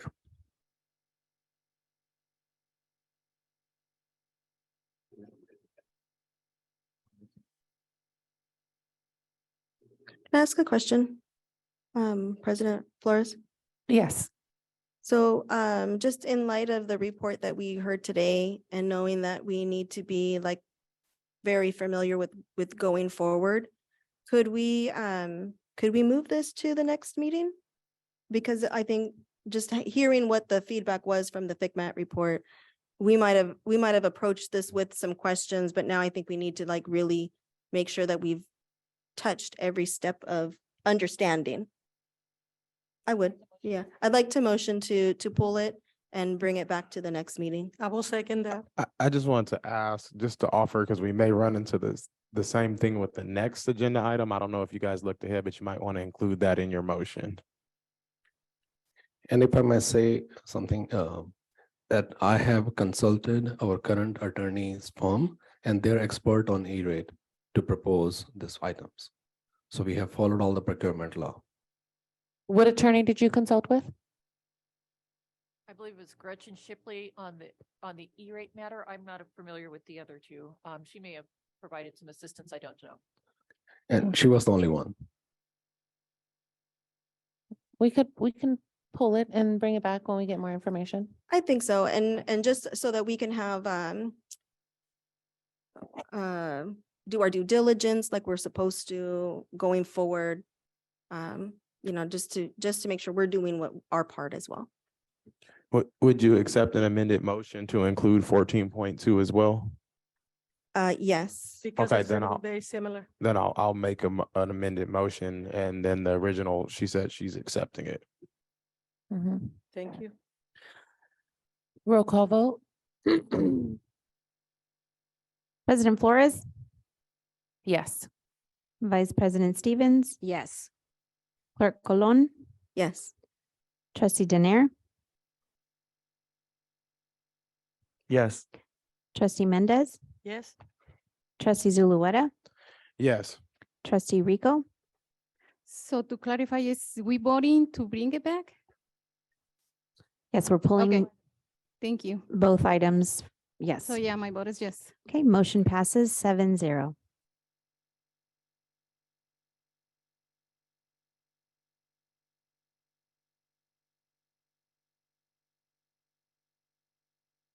Moving on to 14.3, approval of YAP's E-rate contract for data transmission with Crown Castle. I'll motion to accept. I second.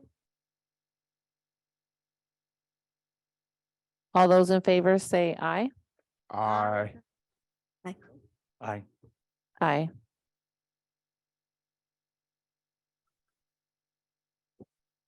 Oh, yes. Any of those who abstain? Oppose?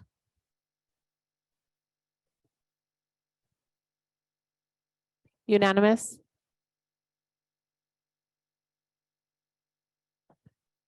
Moving on to item 14.4, vendor payment report for the month of December 2022. I make a motion. I'll second. Discussion?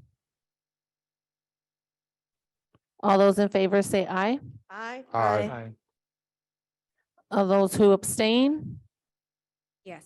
Stevens. President Flores abstains. Any noes? Trustee Rico? Motion fail. No, I think let's clarify with either roll call. So we got 4-1. Motion carries 4-1 no from Trustee Rico and 2 abstentions from President Flores and Vice President Stevens.